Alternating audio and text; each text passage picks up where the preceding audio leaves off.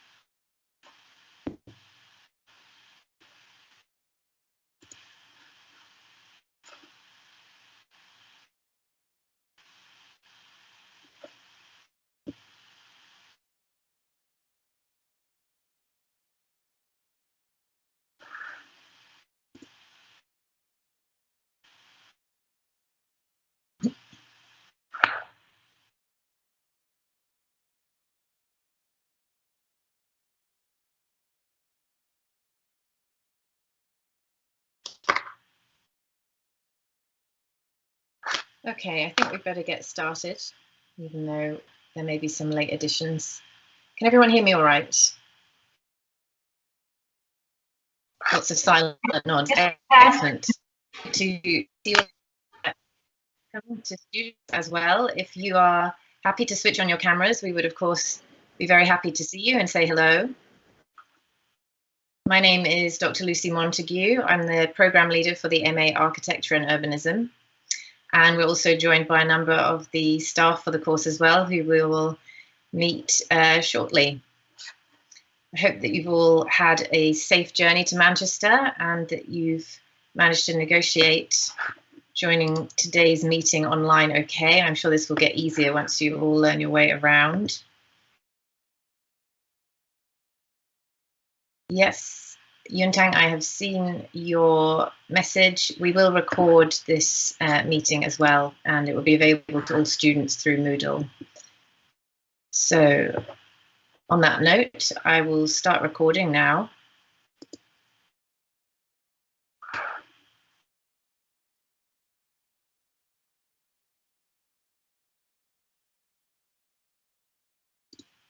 Okay, great. So welcome, and very pleased to all have you here in Manchester and getting to meet you soon. What session is go to expect, what the structure of the course will be, how it will run, some of your expectations, how you can access information and get help.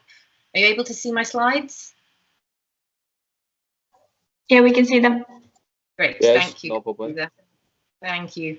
Always good to check, isn't it? Yes, so we will run through where to get help, expectations. We will unfortunately briefly also have to cover the current guidance for COVID-19 precautions, what to expect this week for your induction session, and of course there will be a chance to ask questions, which I'm sure you have right at the end. So if you think of anything along the way, please just make a note of it and ask me at the end. We will cover everything that way.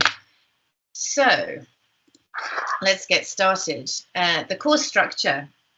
So the MA Urban Architecture and Urbanism covers really a very broad range of material. It will give you the chance to explore both practical and theoretical aspects of the built environment on a wide range of scales, from the architectural to the urban scales. The course is organized so that there are two main strands to what you'll be learning: the theoretical work, which is Tuesdays, and the design projects and studio work, which is taught on Thursdays. As you can see from this diagram, you will start off in term one with quite an intense beginning with 3 modules, which you will be addressing at once.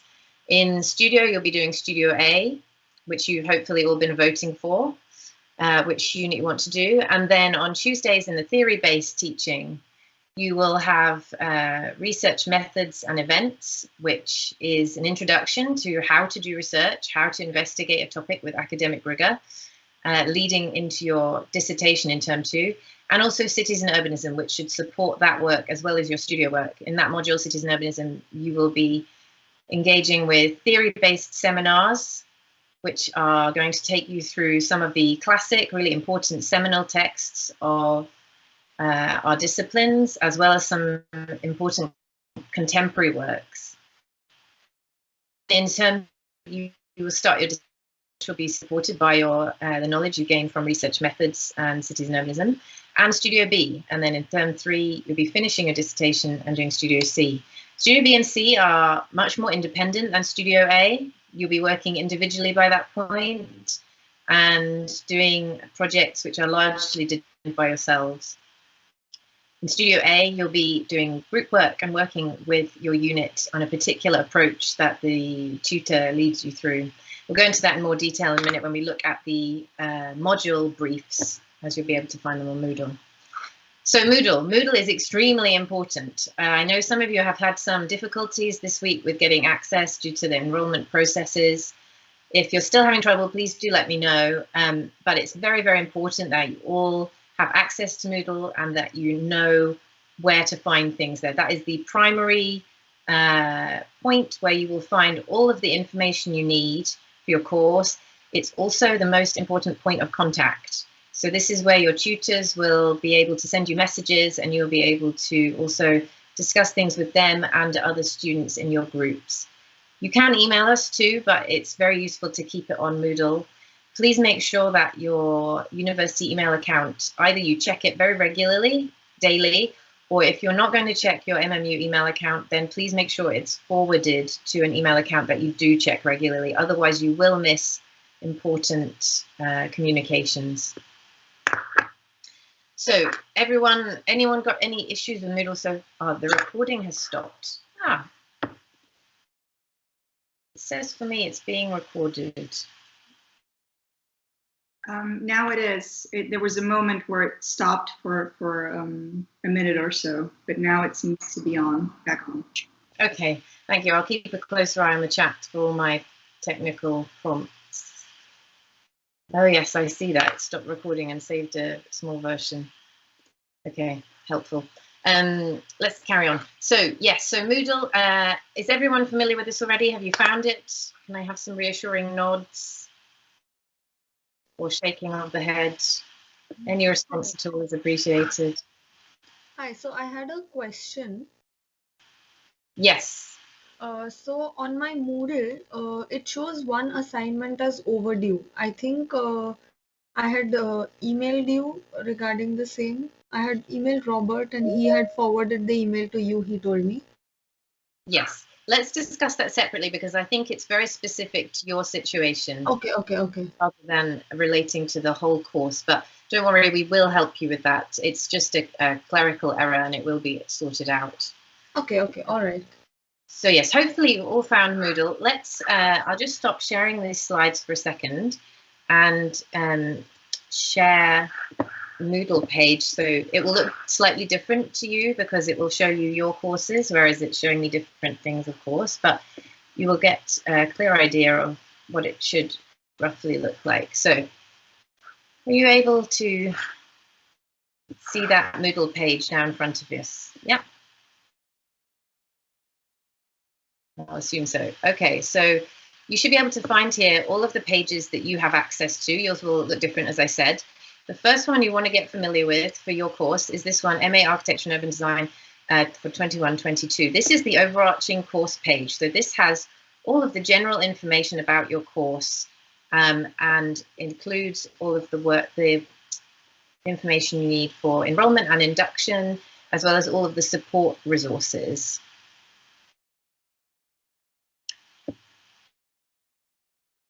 If we just take a minute to go through all of this and make sure you're familiar with what's there. So here you'll see announcements. This is how we'll send you important announcements about the course. You can also send replies through that.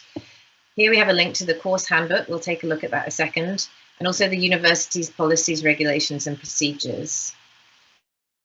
Then you can see here we have a tab, if you click on it, which will take you to stuff related specifically to enrollment and induction. Because you're students at the School of Architecture in Manchester, you're actually in the unique position of being registered as students, or you will be at 2 institutions at both Manchester Metropolitan University and the University of Manchester. I realise this is a little bit strange and confusing, but it has many benefits to you as well, of course, because it means that you have double the facilities and resources in terms of workshops, library, as well as the physical resources of space. So if you should have received an email from the University of Manchester advising you how to register there as well. If you haven't, it should be coming soon, but make sure you enroll at both institutions to take advantage of that. You will also see here the induction timetable, which hopefully you all have accessed already and can see what you'll be doing this week. And some information on student representatives, which I'll come back to later. We then have a series of other tabs here, which I'd like you to work your way through this week with lots of resources to support your learning. So study skills is an area of the university centrally, which supports students to develop academic study skills more generally. This link here will take you to a short course, which will help you to get ready for your learning on the MA Architecture and Urban Design. There's also a study skills webpage, which shows you the general resources that are available to you, courses that you can take, the support that's available. You can submit writing feedback here, which we'll talk to you about more with some of my colleagues that will introduce this area, and an introduction. This is a video. There are videos of what is available as well. Under support, I've included lots of the resources available in terms of pastoral support, also disability services, exceptional factors, which is how you would apply for extensions if you have some difficulties during your studies that are affecting your ability to engage or submit on time. There's this link to the student union, which I encourage you all to engage with, so you can be part of the student community at Manchester Metropolitan University. Here you can see the student experience officers who are there to help you with your experience through your time with us at university, and their tips for engaging with student life. So all of these things, just work your way through gradually on your own time and find out all about the things that are relevant. The same here for workshops, so model making workshops and technical workshops, which you can use at both the University of Manchester and Manchester Metropolitan University. There's advice here on how to complete your induction, which you will need to do in order to be allowed to use the workshops. Then we also have information here about the library. Elaine, the subject librarian, will be talking to us later about this in more detail, but you'll always be able to find these resources here. They'll stay there for the whole year. About the library resources, very important that you use the library and make sure you take advantage of all the literature that's available there. Jason's going to talk to us later today about the digital skills support, which is available in Manchester School of Architecture, but here you can find a link to an introduction about that you can revisit later as well. For international students, and this is a very international course, be an exciting course to be part of. There's information about international students generally from the university, some advice on how to come to, on coming here and having to study in a language that's not your first language, which we appreciate is an extra challenge. The Language Centre is a very important first point of contact for you with any issues to do with this. There are some workshops that we fitted in through the curriculum which will support you in this way, but you can also contact them independently for support with any of your language queries, or if you'd like some coaching, there's academic English coaching available to you, and I really strongly encourage you to take advantage of that offer. There's a link here to the School of Architecture's position on the climate emergency, and a page here which is very useful with lots of resources, interesting links, and videos and references that you can refer to, which would support your study further. Some of you might find this really, really useful for your studio work and your dissertations, but in particular, focus around climate emergency. Then here we have some MSA groups. In particular, there's, of course, a Student Society for Manchester School of Architecture. They're very active. They organise lots of focus groups that work on particular interests and also organise events. So please watch that video and see what's available, and feel free to get in touch with the students who run that. They're really keen to hear from all of you. There's a tab here which just has the links to the latest university COVID-19 guidance and precautions. So you can always get live updates there on what the latest situation is and what you should be doing to keep yourself and others safe. Under student wellbeing, please be aware there's a lot of support available for anyone that is finding it difficult. It can be very, very challenging, of course, to engage with the program. University can be very demanding, especially if you're traveling overseas by yourself. So please, if you're having any difficulties, please do seek support. There are lots of excellent wellbeing counsellors at the university, and of course, the staff for the course are also available to try and support you if you'd like to contact us. And finally, some risk assessments, which are here for you if you are doing or trips, then that is something you can refer to understand the risk assessment that's been done. So I hope that's all clear. There's an awful lot there just on that main page, but as I said, don't worry about it just right this second. Please just work through it at your own pace this week and familiarize yourself with everything that's on there. Okay, so let's go back and look at some of the other modules, Moodle pages. So first of all, let's look at cities and urbanism. This is your seminar module with where you'll be looking at lots of different theories. So here you'll find, and this is typical for every Moodle page, you'll be able to find announcements specific to that module that will come through to your email addresses. The module brief will always be on that first page as well. And here you also have the readings for introductory seminars. These tabs will show, once we've had some lectures, there'll be the link to the lecture theatre, so you can always find directly where you should be. And the recordings of the lectures will be put there afterwards as well. You'll be put into seminar groups for this module, and in each case you can just jump straight to your tab to find your space. So the seminar room for your group will come up at the top. If you're in group 1, just click group 1. Here's the link to your seminar room where you can meet your tutors online at the scheduled time. There are then links to where you submit your seminar questions each week. So you just need to concentrate on the group that you're allocated to. And they'll be communicating that to you in due course. So let's go back to general information and go through the module brief.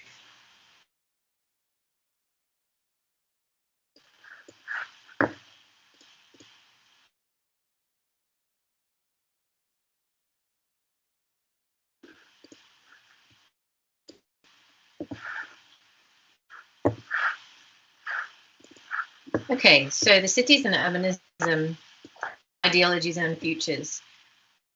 Contemporary practice in urbanism has many sources of design, guidelines and theories that provide a flexible approach to complexities of most urban situations.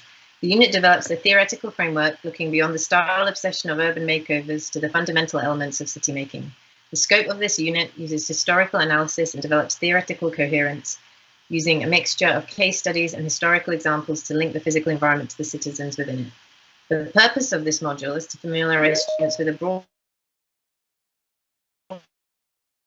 production and inhabitation of urban space. Major theoretical discourses of the last century have influenced how planners, architects, and theorists think about the past, present, and future of urbanization. The selected text gives students the opportunity to explore examples of important contemporary theories in urbanism and some seminal texts. These readings allow students to articulate their own findings on the nature of urban processes, guide them through the investigation of their dissertation topics, and support them in developing their urban vocabulary. Students are encouraged to delve further into the specific areas of theory that pique their interest through self-directed study.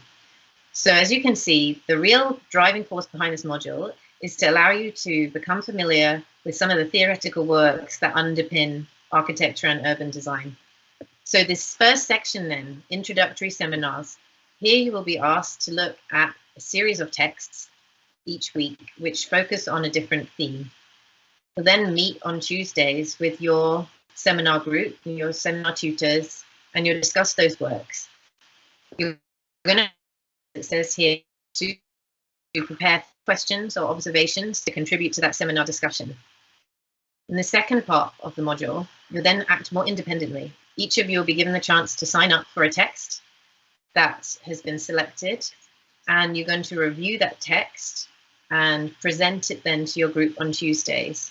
It's just a short presentation, but you should explain what you think about the book, why it presents different ideas, what is the sort of background of that author, what is interesting or distinctive, how might it be useful, what are the implications, what issues might there be with that text, really scrutinizing that text in depth.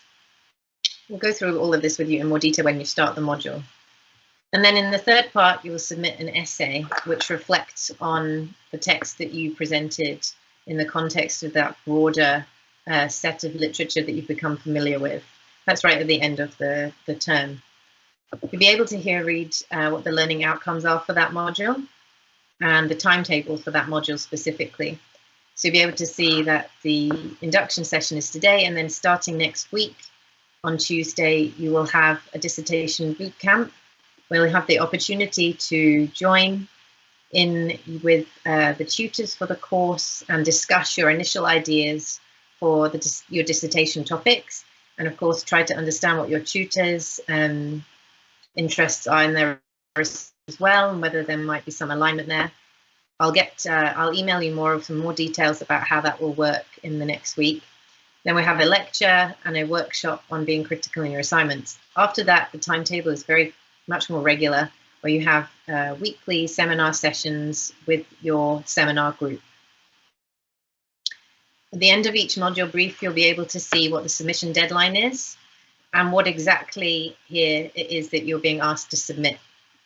All of your submissions will be through Moodle, so please make sure that you always submit through Moodle through the correct links. I'll show you where that is in a second.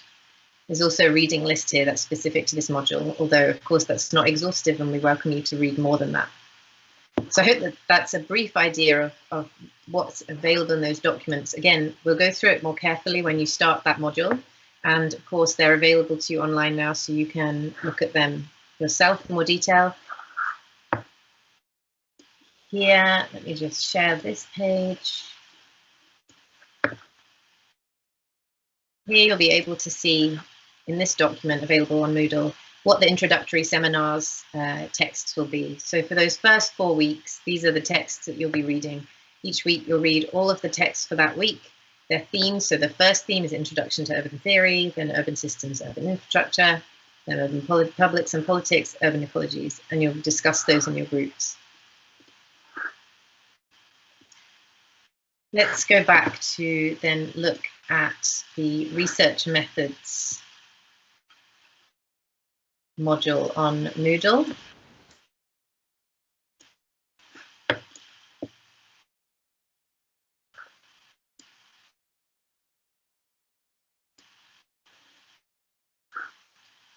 So, research methodologies and events. Here again, you'll see announcements and the module brief. Research methods lectures will be here. These are the lectures which are delivered to the whole of the architecture school postgraduate students. Hopefully you've managed to engage in 1 or 2 of those already in the Tuesday mornings. The slides and recordings from last week are already up. I'll add the ones from today's lecture also. And then there's also lectures which are more specific to our discipline in urbanism. And these will be accessed here via this link to a Teams lecture space. And again, the recordings will go here too. There's also an area with some resources, mostly support resources around library and language support. that's available to you, and also this here is where you will submit your work. So via these links, that's where you eventually submit. Let's look at the module brief. So research methods is an opportunity for students to explore techniques and processes that inform designers' spatial practice in architecture and urbanism. The research methodologies and events module introduces techniques that directly inform designers' spatial practice.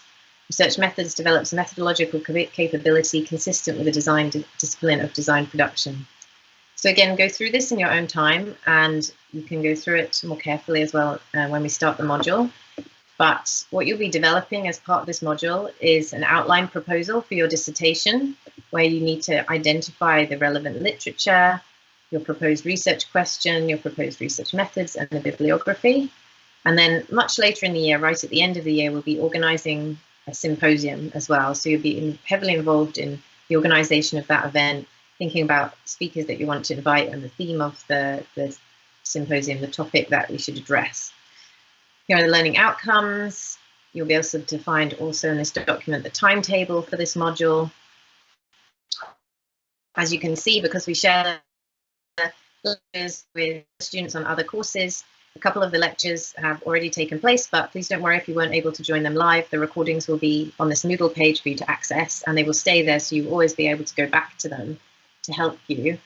And then you can see that continuing from this point, there will be further lectures, some of them specific then to our course. So here you can see a series of lectures, both by members of the staff team for the MA, Architecture and Urban Design, and also by guest lecturers from other universities. Sorry, excuse me, we can't see the PDF. Ah, thank you.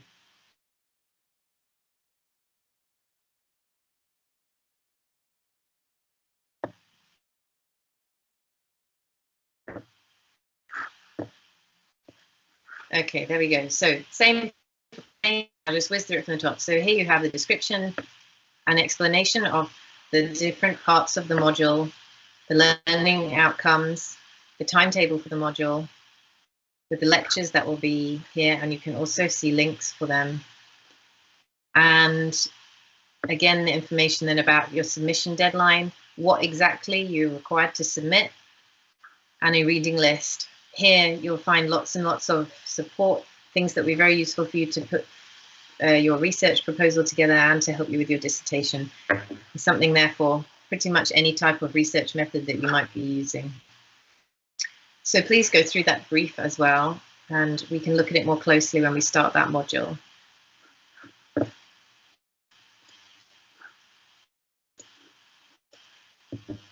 So then the final module we need to look at for this term is Studio A.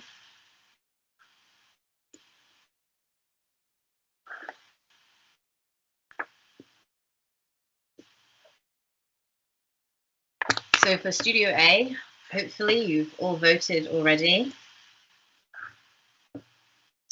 But you need to, as you know, vote for your unit preferences. Each unit will be focusing on a different aspect of urbanism, a different approach, and propose a different project. This will be group work. So you'll be working in groups for the first term, and then after that, the studio work will be individual. There'll be general announcements here, and of course also the Studio A overarching module brief. But the unit briefs are available here. And of course, if you haven't voted yet, there's the voting link here. Please make sure you do this by 5 p.m. today. If you haven't voted by then you'll just be allocated randomly to a unit. This is where you'll submit for this module. But the other important thing here is that because you're all in separate units, you'll be able to jump to a tab here for your particular unit. So once you've been given your unit allocation tomorrow, you'll be able to jump to that unit space. So let's look at this one, for example. Revitalizing the countryside. Here you'll find announcements specific to your unit. So your tutor will contact you through that and you can discuss things with them. There's also the unit brief for that class and a link for any late arrivals. Some of you, of course, are delayed by COVID issues and you're not necessarily in Manchester yet. So if you are one of the approved late arrivals, please use this link to join the studio on Thursday.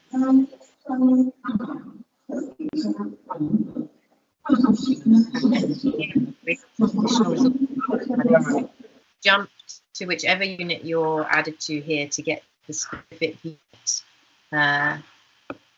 specific unit information.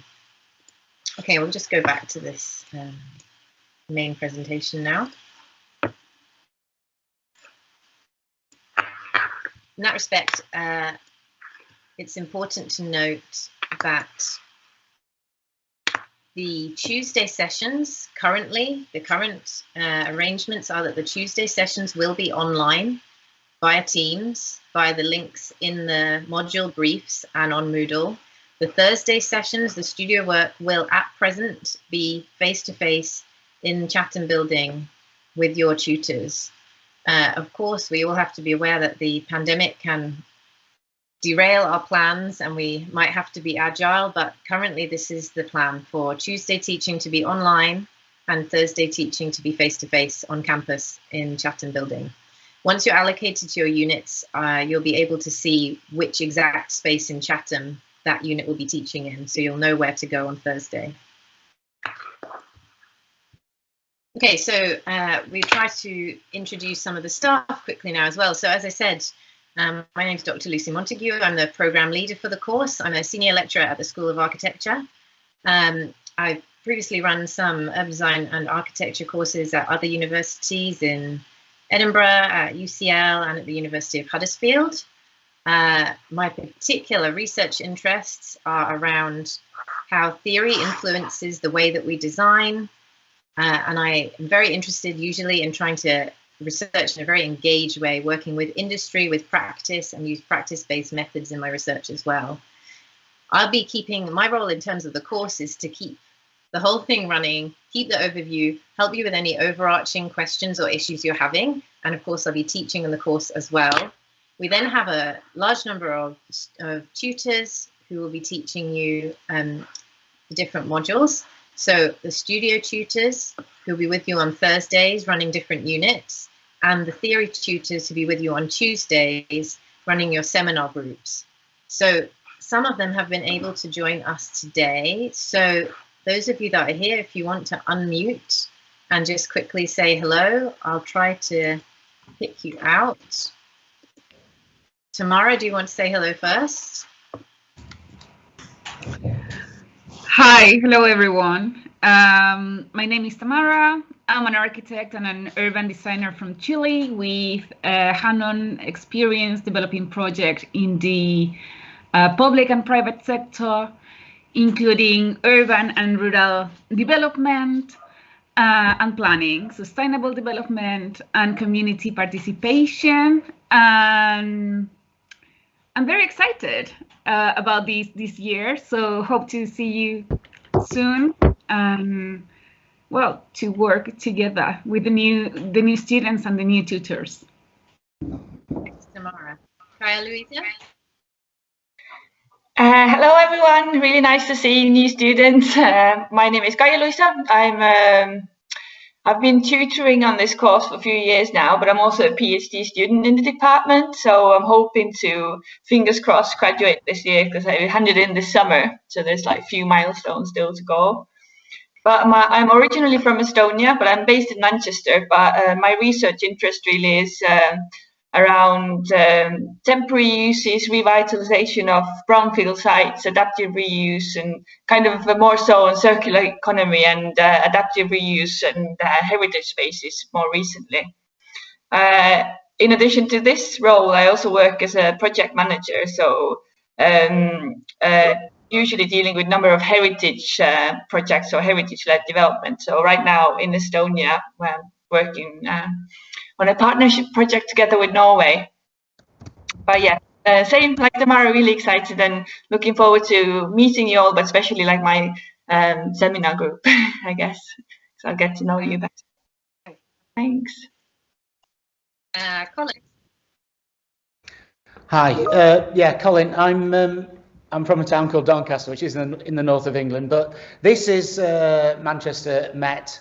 And I'm afraid we've got Manchester weather outside the window as well, which I hope to show you a few of the raindrops chasing each other down the window. My project is about Oldham, which is a town that seems to be swallowed up by Manchester. And I suppose really deep down, my interests at the moment are about these northern post-industrial towns and what we're going to do to actually get something fresh and new and something happening in them. That's my theme. Thanks. Thank you, Colin. David?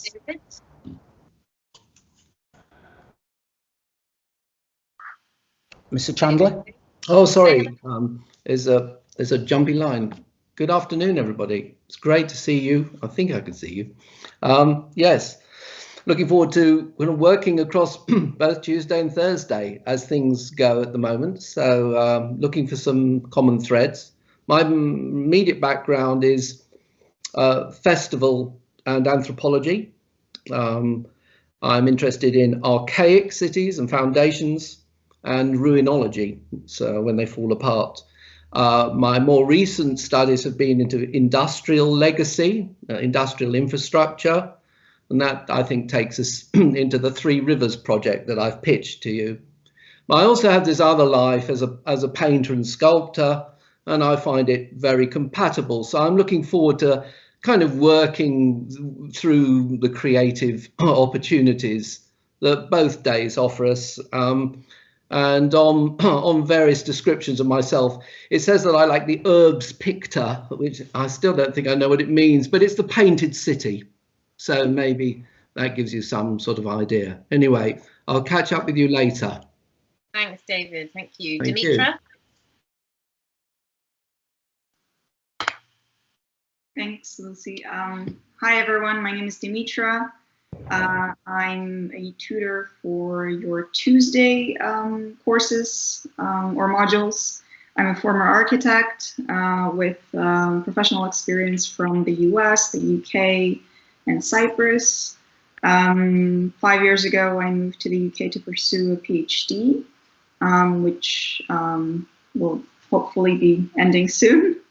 And my research interests lie in the topic of infrastructure making, or the making of infrastructures in cities, and how that helps us understand urban development. Looking forward to meeting you all. Thank you, Dimitra. Yu Chao? Hey everyone, it's Tyrion here. I work on both Tuesday and Thursday, so you're going to see a lot of me recently. I come from quite a mixed background. I used to work for UNESCO World Heritage Center back in China as the landscape historian. I then got my PhD at Sheffield, University of Sheffield in landscape studies.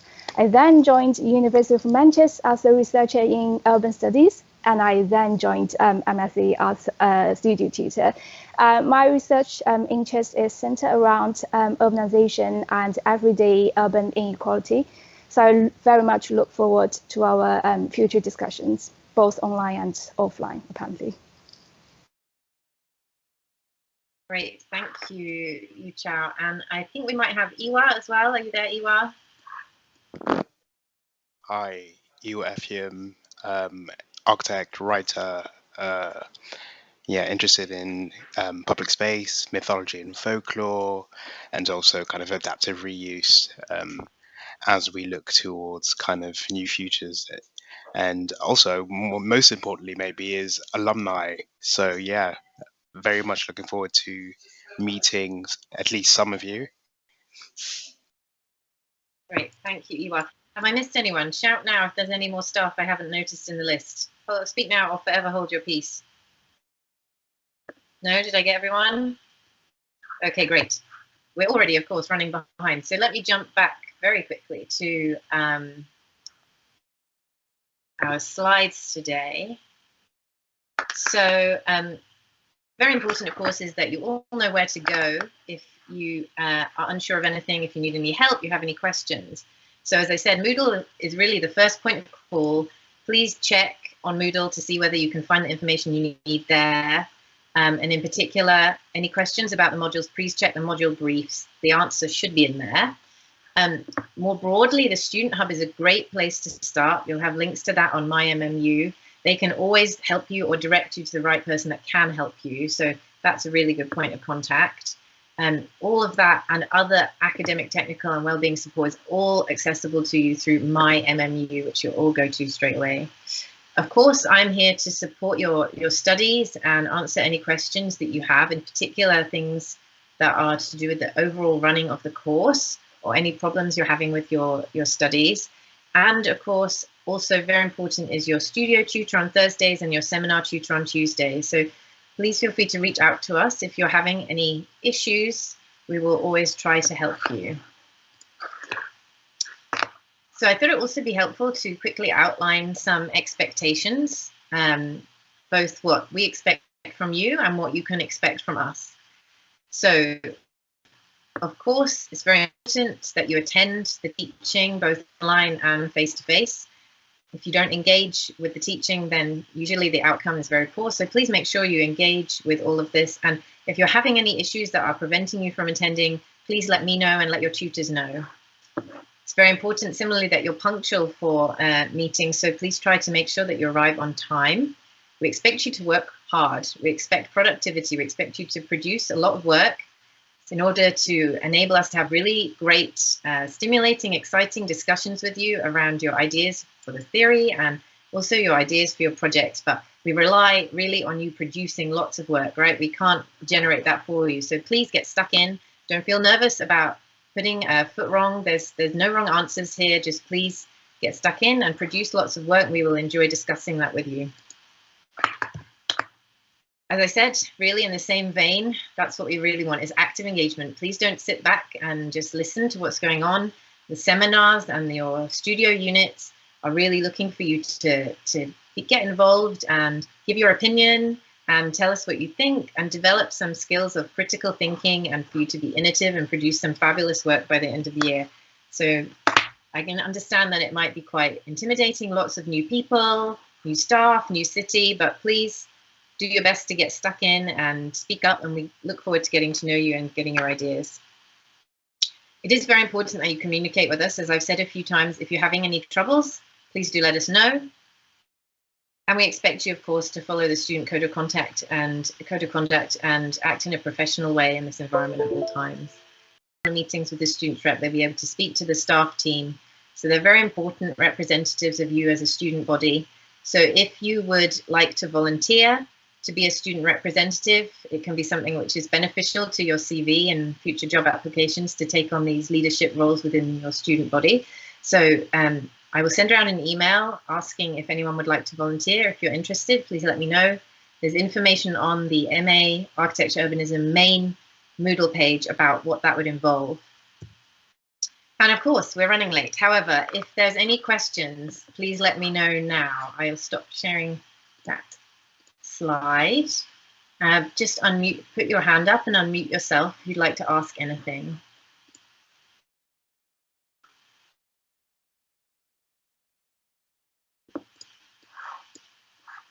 I can't believe there are no questions. This can't be true.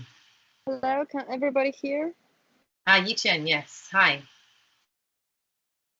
Hi. I have a question about participating in the seminar, because what if, especially there's one in the of October, and I will be doing self-quarantine during that time. So what should I do to, participate or join the team?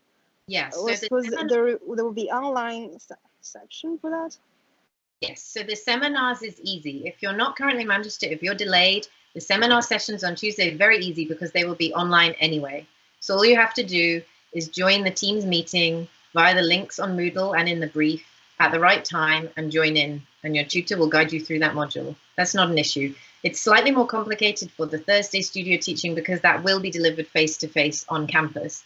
However, I've emailed all of you that are expected to be late arrivals with instructions about how to navigate that. You should be able to join the studio on Thursdays via Teams until you are on campus. If any of you are expecting to be late, and I haven't yet emailed you about that, it will be because you're missing from my list. So please send me an email after this meeting to let me know your situation. Does that help you, Jen? Yes, very helpful. Thank you.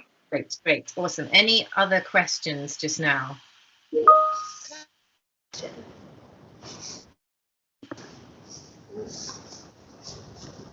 Can you hear me? hear someone. Who have we? Rosanna. Hi. Yeah, I'm wondering, like, how intense is the course in terms of like time-wise? In terms of what? Sorry, you dropped out a bit. Just wondered what you think. Sorry, I couldn't hear you. Could you repeat? I'll put it on the chat. So. I was asking whether I have time to get a part-time job. I believe you're a. Is it correct? You're a part-time student, Rosanna.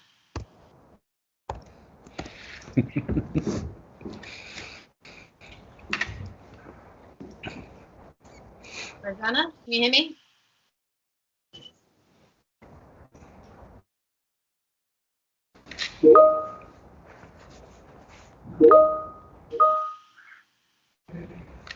Yeah, the Wi-Fi's very bad.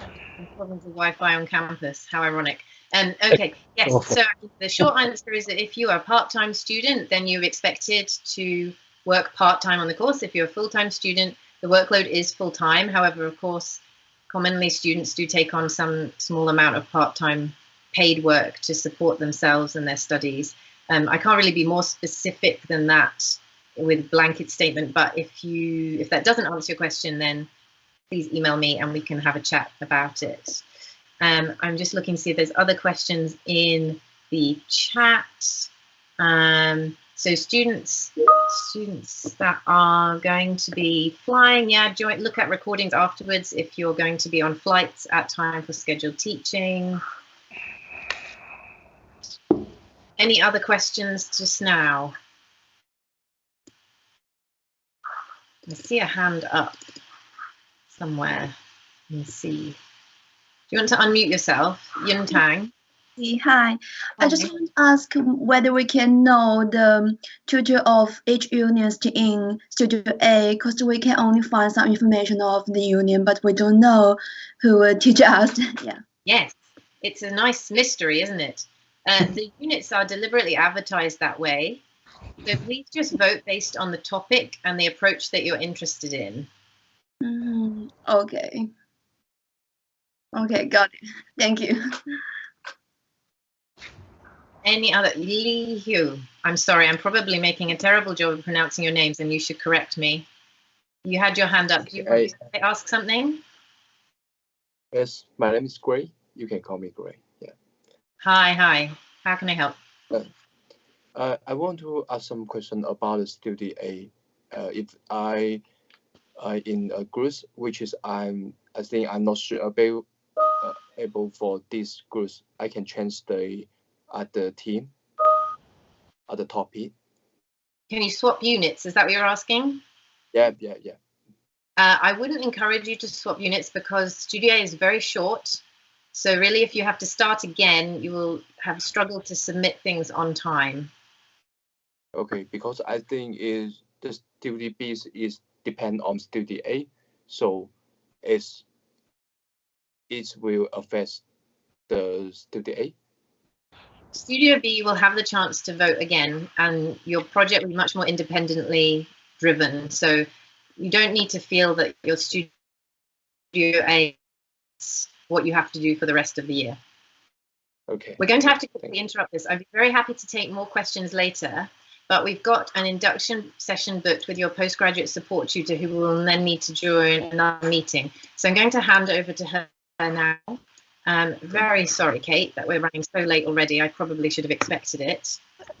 Don't worry at all, Lucy. It's a very lively and informative session.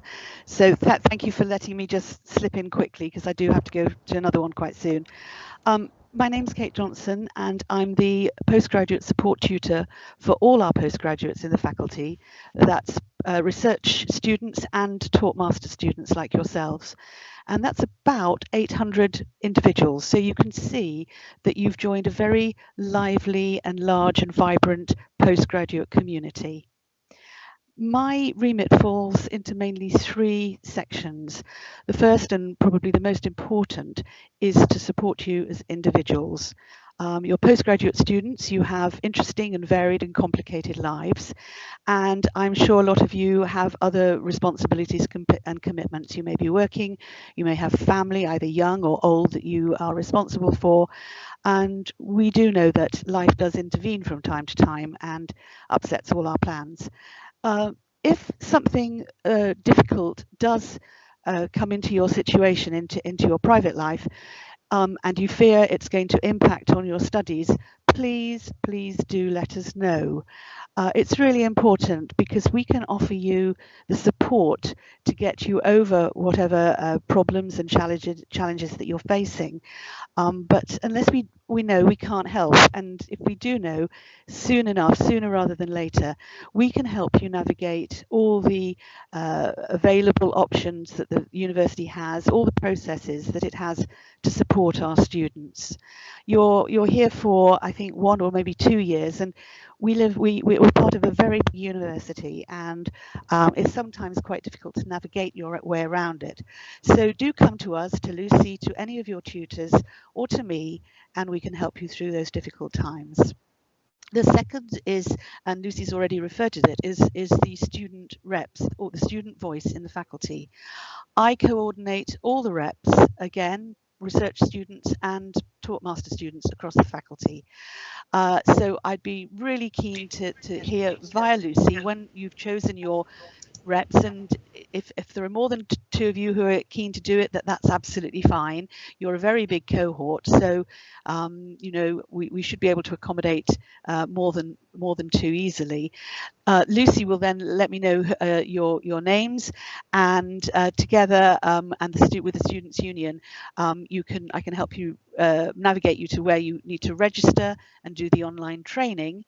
And the task is not very onerous, but it is interesting because you do learn to see another side of the university, the behind the scenes areas, if you like, how a university works. It is a position of responsibility, so it is an enhancement to your CV. And if you're thinking of going on to a PhD, to do a PhD, then again, it's really advantageous to have had that experience as a rep.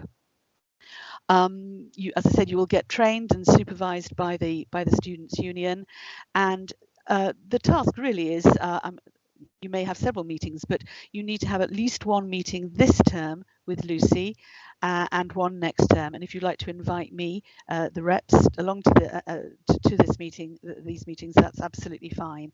It's quite useful if I come along, because if you're experiencing some problems or difficulties as a cohort, if they're happening elsewhere in the university, in the faculty, then it's quite useful to know about it, so we can see what we can do. And we need to hear from you what's doing well, what we're doing well in your program, what needs to be improved, what you feel a bit unsure about, and thinking about the future ideas you've got for going forward for the next cohorts to come along behind you. So that's an important part of the job. And thirdly, because I have got this rather unique position of having a foot in the taught masters camp as well as the PhD camp, I look for very actively ways in which we can engage both cohorts to collaborate together and to have social activities and events. One of the new initiatives that we did last year was our MA PhD Collaboration Award, where we matched up a PhD student with a master's student, and together they worked based on the PhD students' research to produce a poster. And the poster was put forward and presented by the pairs in our postgraduate research symposium, which happens in May. And it was a great experience. It was new, so it was all online because of the pandemic, but it worked very well. And our 17 pairs of students were really delighted with the whole engagement. And one of your cohort actually won one of the 3 bursaries that were the prizes. So we're going to do it again this year, hopefully, as well as online on campus as well. So if you need to find me, I will put my email address in the chat. I'm on the 5th floor of the new Arts and Humanities building here on campus, the Grosvenor building, and I've got this, looking out now, this amazing view of the rain falling down across Manchester. I'm very accessible. I work sometimes from home and sometimes in the office, but it's never a problem to arrange a Teams meeting. So if there's anything that you want to talk to me about, I'm very available and I do respond very quickly. So that's about it from me. If anyone has a quick question, then I'd be more than happy to answer it.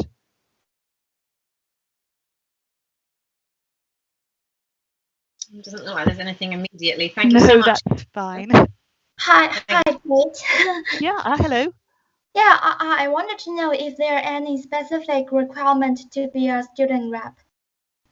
No, not at all. So long as you can talk to your fellow students, engage with them, find out what they're thinking about the programme, and then report that back to us in a meeting. If there's something very serious, then of course don't wait for a meeting. Do let me or Lucy know, or any of your tutors.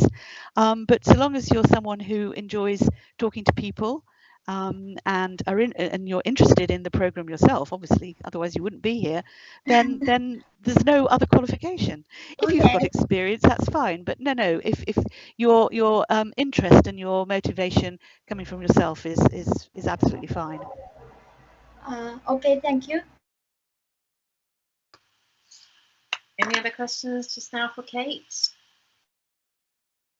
Okay, great. Well, if you think of anything and you know how to get hold of Kate now, and I'm sure that you'll speak to her at some point. Thank you very much, Kate. Thank you for inviting me. Lovely to meet you all and have a really great year. Thank you. So now we have on our agenda some input from Caroline Collier, who is at the Language Centre for the University. A very important resource for international students, and she's going to be talking you through what they are able to offer. Thanks, Lucy. Lucy, can I share some information on a PowerPoint? Yes, sure. Please do. Okay, just bear with me 1 minute. I'll just upload.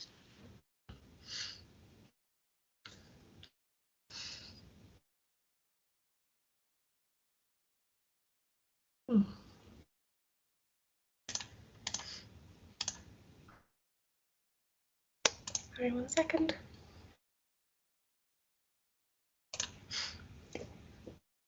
Should work.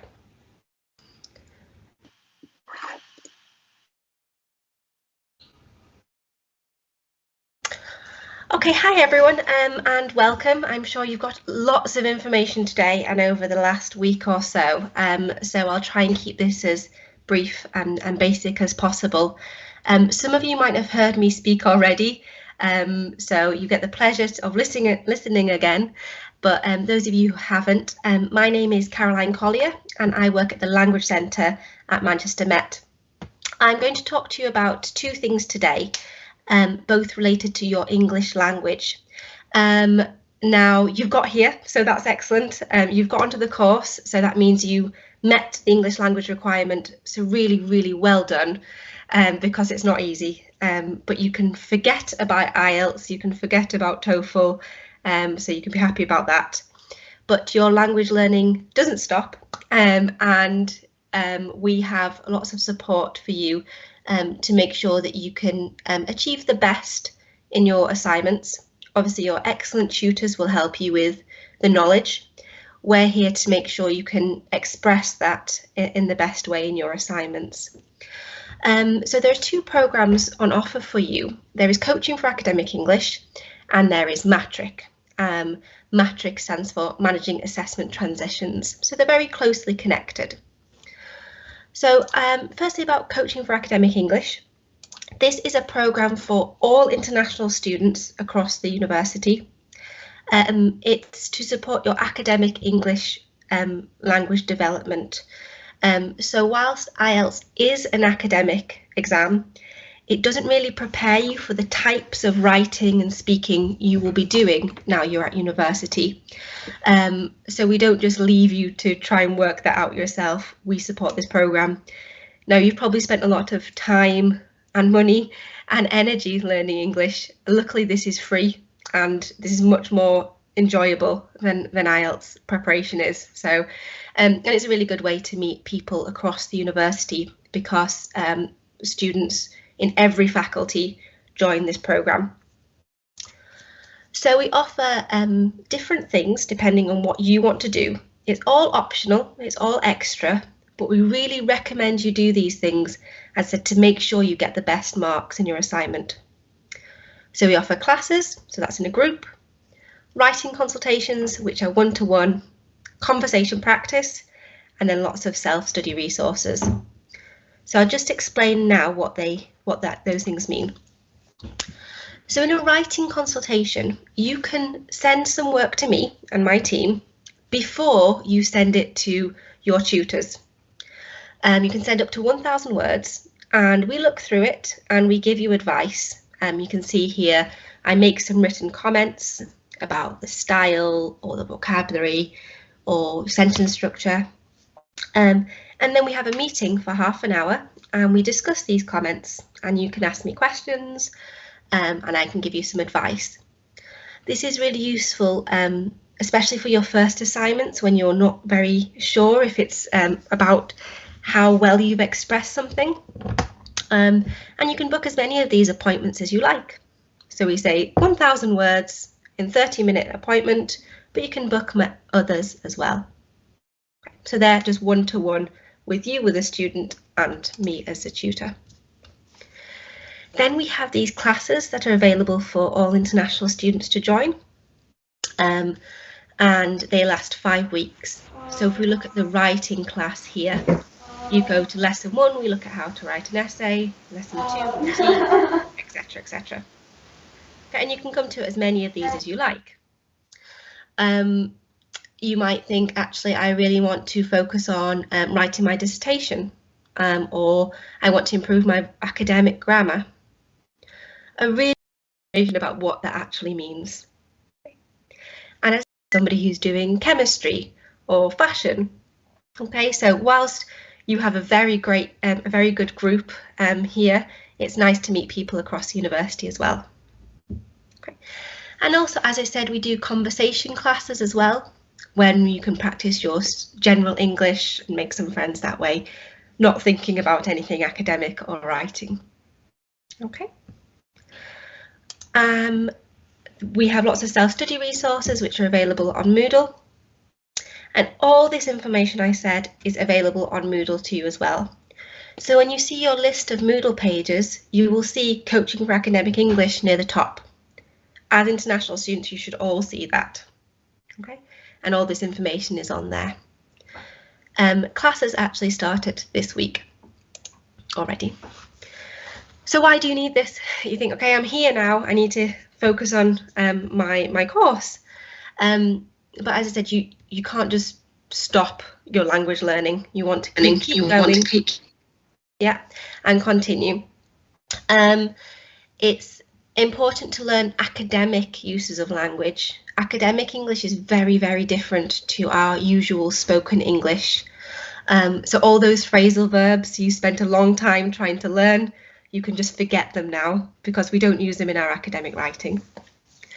And we also can provide services to help you with pronunciation, if you like, or any other part of your English that you think, I'm really struggling with reading or listening. That's all within our services as well. I'm just going to play a brief video here if I can. Now this is a student who asked if she could make a little recording because she used Coaching for Academic English a lot, and she used it even though her English, as you can hear, is very good and she's a professional. Okay, so I'll just let you listen to Joanna now, if you can.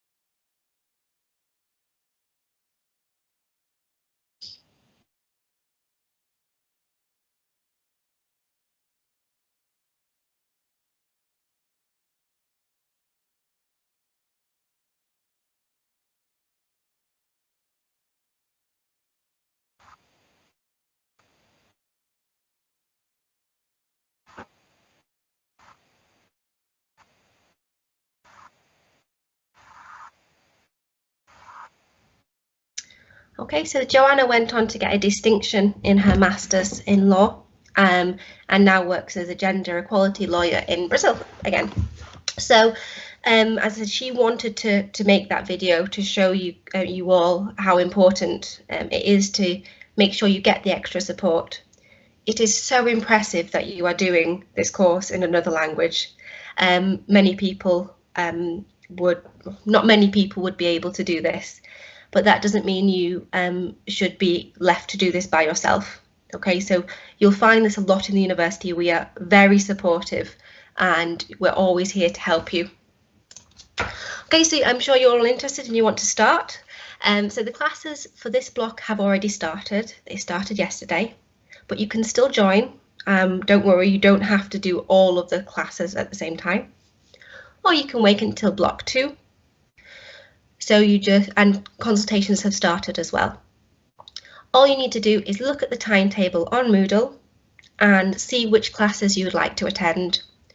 Some are on campus and some are online. You do not need to sign up, just arrive using the link or arrive to the classroom and you can attend. Okay.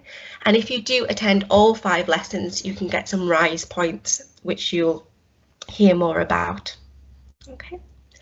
If you don't have English access to Coaching for Academic English on your Moodle page, please just email the Language Centre and we'll see why. Okay, you can still access this service. So that is for all international students, but because you as a group, and there are a lot of you, we want to do something specifically for you and your course. Okay, so Lucy and I have arranged to do something just for you, and that's what we call Matric. So we will support you through your first assignment. Me and my team, we will deliver some workshops and they will be focused on your critical reflection essay in cities and urbanism. Okay, we will focus on being critical, we'll focus on how to structure the assignment, not too much on the content because that will come for your tutors, but more, as I said, about how to express yourself in the essay. Okay. Then when we've given these couple of workshops, you then can submit that assignment, all of it, if you want, to us. We will look at it, we'll give you some feedback, and then give it back to you, and you submit it to your course. So me and my team can read a draft of this, a draft of this first assignment for you. Okay. So this is a timetable for that. So this is, as I said, only for you guys, not for anybody else in the university. So I will give you a workshop about being critical on the 5th of October. So that's next Tuesday, online. Then there will be another one in December, because that's a bit closer to that deadline of your first assignment. Okay. Then after the break in January, you submit, you give a copy of your assignment to us. I will tell you how to do that. Don't worry about it in a minute. Me and my team will look through that assignment, give you some written feedback, arrange an appointment to speak to you about that feedback, and then you submit it to Lucy and her team on the 18th. Now this seems like a long time away. You've got until January. However, if you want to get the feedback from us, you need to submit it at the beginning of January. So you need to finish it over the Christmas break. So it's not that long away, really.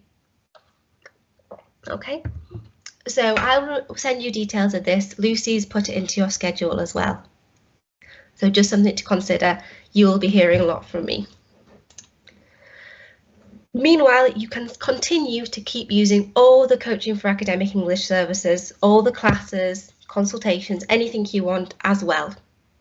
So Matric and Coaching for Academic English, you can use both. Okay. If you want any more information, you can email me, but I will be sending you emails, so don't worry at this minute. But if you need to get access to Coaching for Academic English, you can email me or the Language Centre. Okay. So sorry, there is quite a lot of information there. I'd suggest just having a look on Moodle of that timetable, and then just watch out for emails from me in the next few weeks. Okay. Does anyone have any questions at all? You can write them in the chat box, or you can put up your hand at the moment.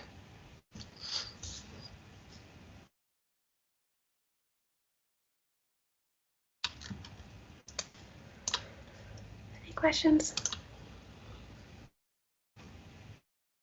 Okay, so just remember I did a conversation class just yesterday online, and there's actually somebody perhaps who is here at the moment, I'm not sure, one of your colleagues, and a student who is at Manchester Met already said, I was really surprised at how friendly the teachers are and how we can ask lots of questions if we have any questions.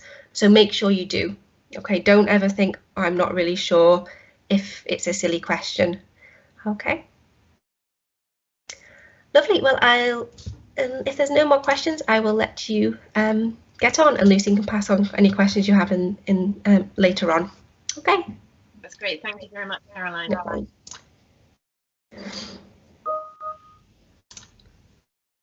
Okay, so as you can see already, quite a wealth of support that's available to you. I know it can be easy to doing all your coursework and the teaching on Tuesdays and Thursdays and forget about these other options, but please do take advantage of these resources. They make a huge difference to the students that engage with them, and they allow you to really reach your full potential. So please do use them. They're lovely people and they're really great courses. So we should now have Jason, who will be talking to you about the digital skills offer. Let me just get him in.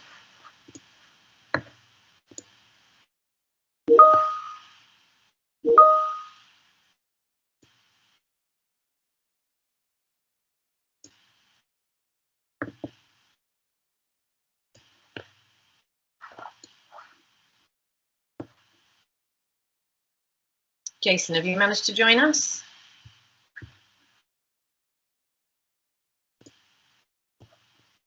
While we're just waiting for Jason, if any of you have any other general questions about the course or specific things about the modules, anything that's come up so far, you can ask now, or you can write in the chat.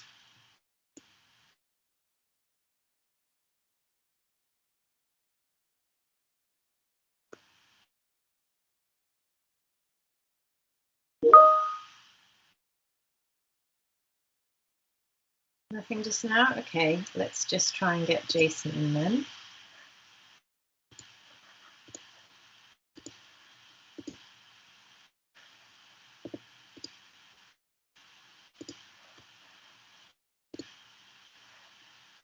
We've already got through on my email 2 volunteers for student reps.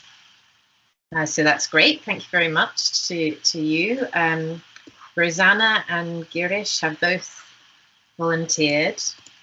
So that's excellent. We have, I believe then, Rosanna is a part-time student. So that's very helpful to have a part-time student on the student reps. And Girish is full-time. So we have space still for one more representative. If anybody wants to email me and volunteer, there's no criteria. Anyone is welcome to join and do that. There's a little bit of training that's available to you, but no other requirements.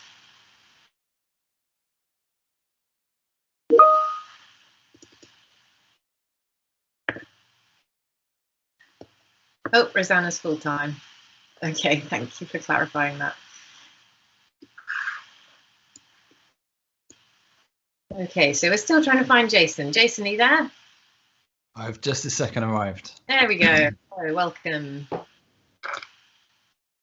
Hi, everyone. So everyone, this is Jason Taylor. He's a lecturer in the school, and he will be talking to you about the digital skills offer that the school can provide. Jason, over to you. Take control. Perfect. I'm just going to share my screen. There we go. Can everyone see that okay? Yep, looks good. Yep, brilliant. Right, so firstly, welcome to Advanced Digital Design.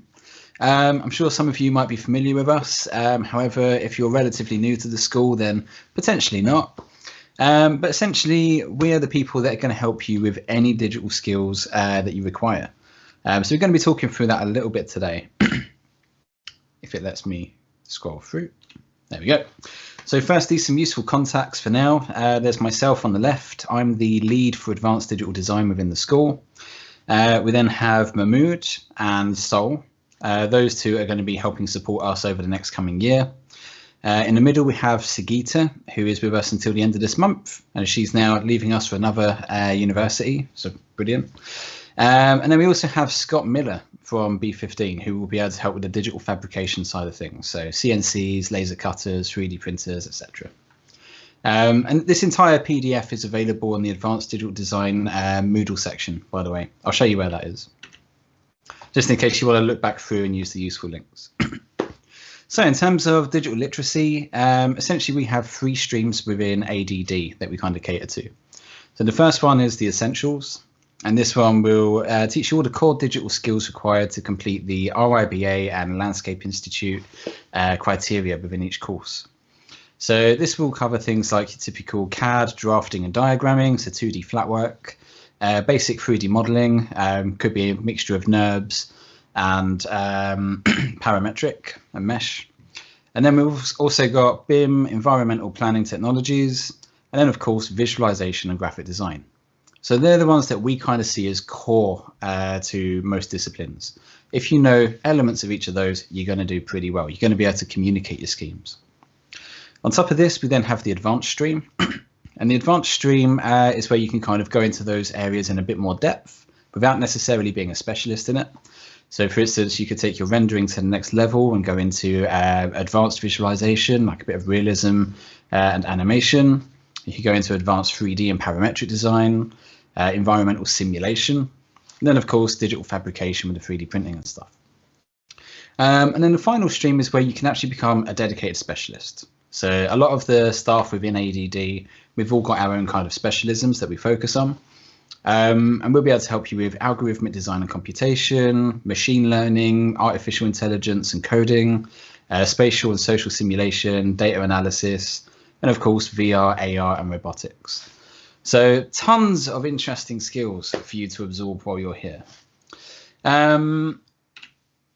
Key point in all of this, I would say we're quite different to the CPU atelier. So in the past, they've been kind of closely linked to ADD and CPU, but we're now kind of branching away from that. And the key focus of ADD is communication. So we're looking to help you build up your graphic design, technical CAD, 3D modeling, visualization, simulation, fabrication, and computation skills. That's a mouthful, that. But yeah, the key thing is communication. And it's more about how you can stitch together these different skills to create new outcomes. So for instance, if you decided I'm going to be learning about advanced color theory, typography and composition, that's also going to help you with your visualizations. It's going to help you with potentially digital fabrication, laying out your boards. If you're doing any kind of motion graphics with After Effects, which we can help with, then of course, yeah, you know, it's still going to help with that too. So the more of these little skills that you pick up, the more you're going to be able to mesh them together and create more interesting outcomes. I do have a few example videos there, but I know we don't have a huge amount of time. So I'm just going to flick through these quickly. So this one here, for instance, you know, trying to make this completely analog would be almost impossible. I do say almost, it is possible. But, you know, being able to make something like this would require you to know maybe some 2D AutoCAD, so you could produce cutting files, some kind of 3D package so that you could 3D model it and test it before you actually fabricate it, because you don't want to use loads of materials and wastage. There'll be some elements of robotics and electronics in this one. And of course, maybe a bit of coding to control the movement. A bit of background in digital fabrication, so in this case, laser cutting, obviously going to be extremely useful as well. 3D modeling, animation and motion graphics. Again, you know, think of what you'd need for something to produce like some of these. 3D model is probably a good place to start. But then what do you do with your 3D model after? So I know most of you have probably used a mixture of rendering engines from Lumion to V-Ray, or even some kind of smaller ones like Twinmotion. You know, it doesn't matter which one you use, it's about learning those skills, it's about learning those processes. Because typically once you know how to light a model, how to texture a model, that skill's kind of transferable anyway. Yeah, some interesting stuff there. AR and VR. So again, you know, there's some really interesting stuff that can be done with AR and VR. And it's not just about communicating to a potential client, which is where it's most typically used at the moment. I've had students use this as part of the design process. So quite a common issue with some students is that they struggle to understand the relationship between the digital and real world scale. So being able to actually jump into your design and experience it, and it's not quite tactile as such, but being able to go in and see that sense of scale, it helps you understand that spatial relationship.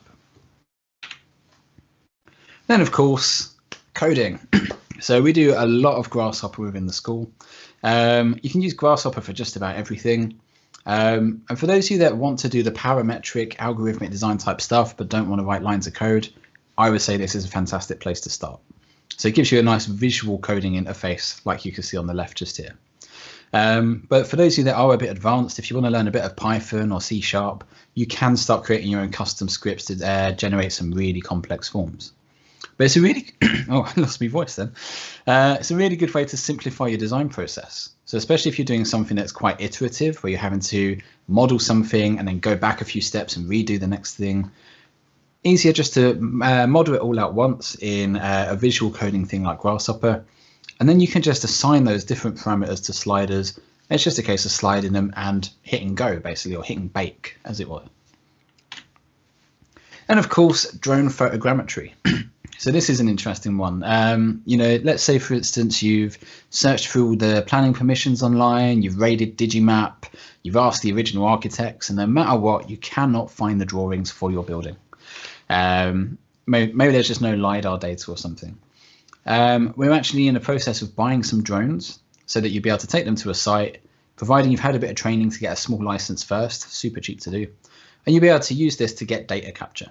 So you'll be able to fly it over your site, and this will fly around, it will gather all the data together, stitch it together into a nice clean 3D model using photogrammetry, which we'll teach you, and you get a nice, really clean digital site model that you could then use for 3D modeling, animation, fabrication, etc.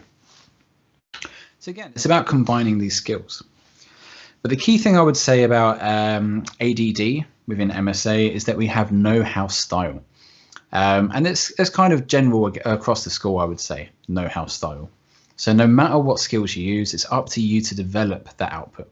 It's up to you to develop your own workflows, develop your own kind of preferences for design. So I'm sure you're thinking by now, well, this sounds great, Jace, but how do I engage with this stuff? How do I start learning the digital stuff?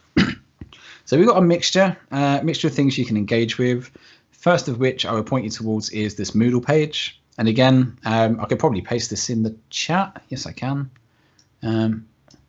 I'll paste it in the chat just after. And I'll show you what the page looks like. It's just been restructured a bit. But essentially, there's a Moodle section on the main students Moodle page. That's what I'm saying. And on there, you will find tons and tons of resources that I'll go through in a sec. I'm sure some of you are thinking about software availability as well. Where do I get software? Which ones do I get for free? So the Adobe Suite, at the moment, you can get that completely for free for this year, providing you sign up quite quick. Instructions to do so and the sign up link for that are on the Moodle page. So again, you get the link to that shortly if you haven't used it already. But most of you are likely already been contacted about that anyway. You get the full Autodesk suite as a student, so AutoCAD, Revit, Maya, Mudbox, MeshLab, all of those. You get the full Bentley suite, so that's things like MicroStation, Open Buildings Designer, etc.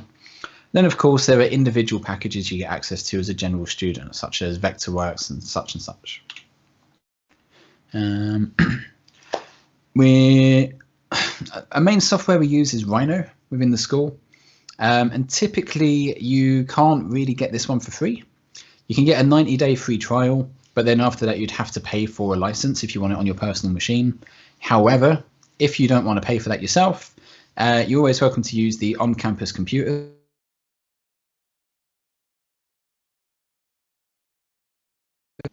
Someone muted me. tons and tons of on-campus computers, and then so I lost my train of thought after being muted. Essentially, all the software you could ever need, it will always be on the campus computers. So we're never going to expect you to purchase software. But I will be honest and say, if it's something that you're going to use every day, you will get really cheap licenses and you will definitely benefit from using it at home. So typically, for instance, SketchUp Pro.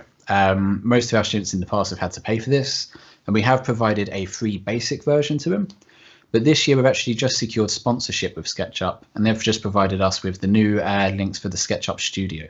So it gives you the entire suite and all plugins completely for free on your personal laptop. And I'm going to be working with course directors to get all of your contact details in a nice Excel doc so I can issue those licenses shortly. So I need to chase you up on that one, Lucy. Sorry. Specialist tools, again, check the ADD section. There's a lot of key things that we do recommend. And I mentioned the campus computers as well. Why won't you click through? A lot of you might be thinking about upgrading your laptops or potentially just purchasing a new one if you're new. There's a full laptop spec guide that we've put together. Again, it's on the Moodle page. It will give you access to discounts, recommended specs, as well as specific makes and models that we would recommend depending on what you're looking to do with it. So again, should be very useful. Recommend we get a mouse, external backup drive that you keep at home, just in case you lose your bag or laptop or things get damaged. And then a USB storage stick that you bring to campus for day-to-day file transfer. Now, I would also recommend getting a second screen. Anyone else who's switched to a second screen, you'll know what I'm talking about. You just can't go back after using it. You can pick up a second monitor online for £30 used or £50 new. So super, super easy and super, super cheap. And especially if you're planning to learn some digital skills, having one screen open and following someone along while you follow on another screen, again, super useful. Locations for the computers, we've rearranged these a little bit this year. So in the Chatham building on the 6th floor, 602, all these computers are dedicated for access to the print space. So you'll be able to print on the wide format printers. In the Jeffrey Manton building, we've now got 2 computer labs that you can access. And again, those 2 computer rooms there are going to have all software installed. We've also got the University of Manchester Humanities building, just 2 floors above B15. And again, we'll be in there on Wednesdays, and you'll find those extremely useful. Tons and tons of software, 100 computers every Wednesday. So final summary before I go way too over my time. I think it was only supposed to be 10 minutes, so sorry about that. So the way we're breaking this down is we have course and atelier specific workshops. So these will run on Mondays, Tuesdays, Thursdays and Fridays. And these are generally requested either by the atelier or by the course so that you get digital skills specific to your learning outcomes that you're trying to produce. We've then got specialist workshops that are open to the whole school. These run on Wednesdays. And we'll be posting a calendar of those for the coming academic year on Moodle very shortly. But these will be more general, so like, you know, advanced graphic design, intro to graphic design, Photoshop, Illustrator, etc. As well as like 3D and stuff, of course. We also have the MSA Digital Library that we've been building up over the past year. So this is a bunch of previous lectures we've recorded, uploaded to YouTube and embedded into Moodle. So again, you'll find those on the Moodle page. On top of this, we're also running drop-in clinics, and we've just expanded this to 5 days a week. So every single day you can now get help. But we do recommend you sign up for those tutorials. They'll run every afternoon, and each afternoon we'll have a different specialist that'll be able to help with different queries. All your software, again, all the instructions to obtain every piece of software is on the Moodle page, so you cannot go wrong with that at all. We've got the ADD forum and Moodle. This is where we'll push to you announcements and competitions relating to digital and things like that. I have to mention as well, we've got 2 fantastic external resources. Archistar, which gives you all the digital skills relating to the architecture field. Again, fantastic to use. We've also got LinkedIn Learning, which does provide some architecture-based stuff, but again is more general. And then some software-specific ones, for instance, Vectorworks has Vectorworks University. For those, we'll post links to them. We're still compiling them at the moment, just so you can learn the specific methods for specific software. Remote access to computers and software, we've continued that into this year via a software called LeoStream. So let's say you're working from home and your computer's not powerful enough, you don't want to come into campus, you can remote access in. And we've just upgraded this to the latest version. It is so much faster than what we had last year. So you'll be pleased to know that.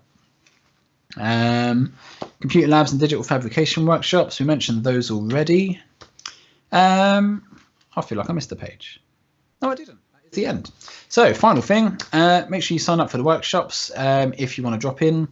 Complete the software skills audit questionnaire via Moodle. I haven't actually made that yet. That's going to be going live in a couple of days, just so we can understand what skills you're coming into the school with. Check your computer against the laptop specs guide. Make sure it's going to be suitable for the coming academic year. Start installing your software now. And of course, if you do get stuck, contact me. My email address is at the bottom there. I've got this in PDF format, so I'll get this distributed to you shortly, so you'll be able to find me. And that is all. There you go, 15 minutes. That wasn't too bad. Thank you, About Jake. 5 minutes though. You fitted a lot into 15 minutes. Thank you. No So you will know now where to go for that kind of help, and Jason and his team will be there to support you. Some fantastic stuff there. Thank you, Jason. No problem. So onwards. It's a lot, I know. This is why it's recorded, so you can go back and look at this when you need to again. But what we should now have, hopefully Elaine has joined us. Elaine Cook is the subject librarian for architecture, and she's going to be talking you through what resources are available with the library. Thanks, Lucy. Hi, everyone. Can you hear me okay? Yeah. Can you hear me? Yep, we can hear you. Yeah. Okay, let me just share my screen. So welcome, everyone. I've got a few slides for you about the library, and I can signpost the website and key resources available to you on there. So yeah, so I'm the subject librarian for architecture, so we're here to support you. And the library can help you succeed on your course. We've got the academic sources that you'll need and provide the support and also skills training. And the online library, it's a vast resource of ebooks and journal articles online. So we have over 1 million of these, all accessible via library search, and some obviously you'll see on course reading lists as well. And we also have lots of specialist resources which I'll point towards as well. We're currently, if you're in Manchester, the building is back open 24/7. We face onto the park. Just make sure you carry your card with you at all times. You'll need it to enter the library if you do come in. And in the library space, you'll find lots of different study zones, 6 floors altogether, a library lounge for getting a coffee break on the ground floor, and lots of fixed PCs, Macs, and also laptops loans available on the ground floor for Microsoft packages. We have lots of online guides and videos on the library website, so everything you need to get you started, and you'll find all the academic sources available from library search on the library website. So it's the search engine to find our ebooks, e-journals, and lots more. If you do want a print resource, again, all the print resources are also listed on the library search engine. Just make sure you find a shelf mark before you head to the shelves. You also, if you're in Manchester, come to the first floor west wing of the library. You'll find all the art and design and architecture books there in one place. So it's a great place to just have a browse and find out about the fantastic resources that we've got in print. And if you're taking any books out, it's all self-service issue and return. You just tap your student card, place your books on the shelf, and they're all issued to you. And it's then a rolling renewal, so you don't have to remember to renew. They renew automatically every 2 weeks unless someone else has reserved the copy. In terms of course support, we have a subject guide for architecture, which I'll show you, and InfoSkills workshops, plus I can provide one-to-one support if you're doing some more specialist research and you need some help with that research. You can arrange a one-to-one appointment. And if you do need to contact us, whether it's to arrange a one-to-one or if you can't get access to a particular e-resource or just need a bit of help, then use library chat or send us an email. We've also got lots of videos available on the library YouTube channel and social media for contacting us as well. In terms of the InfoSkills workshops that we offer, so along with our colleagues in the Study Skills department, we provide workshops alongside their sessions on, for example, time management and critical thinking, critical writing, and the library workshops focus on things like research and referencing. And we also provide support for employability, for example, a skills guide on the library website. We offer some workshops that relate to employability on, for example, researching companies. And as Jason mentioned, we also have access to LinkedIn Learning, so thousands and thousands of online tutorials, and you can certificate that learning and link badges to your LinkedIn profile. It's obviously good for future employability as well. In terms of IT support, there's 24/7 support available there, and do make sure you download your My MMU app, where you can also access the library service from as well. And in terms of photocopying and printing, if you're on campus, so these are multifunctional machines that you can use for your photocopying.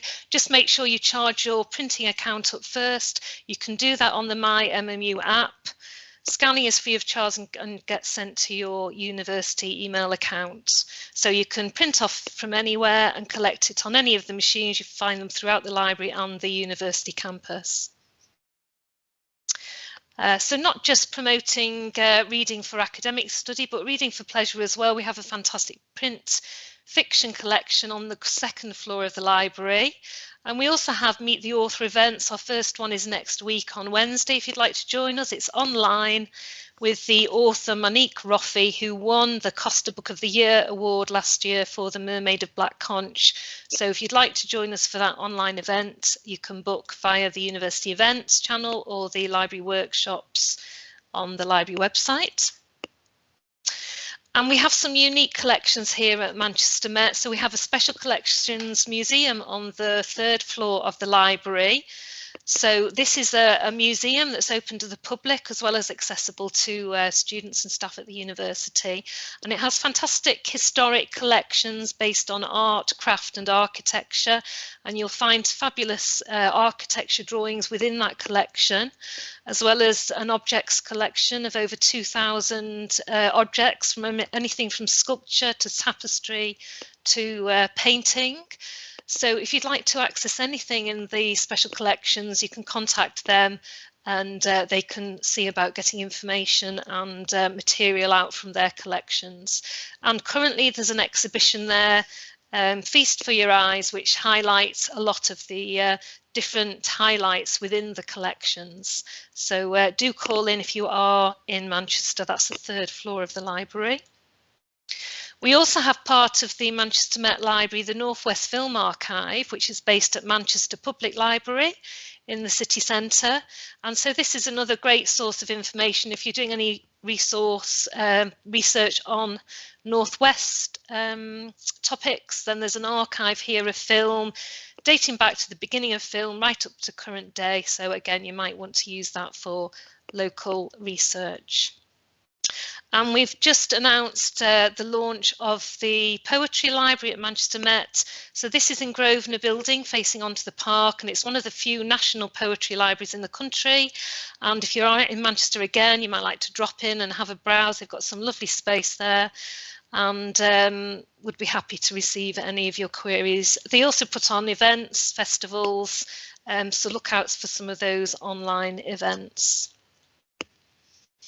So, only thing you absolutely need to know is the location of the library, said Albert Einstein. Do follow us on social media to keep up with what's happening in the library or get in touch. So I'll just move to the library website and highlight a few areas on there.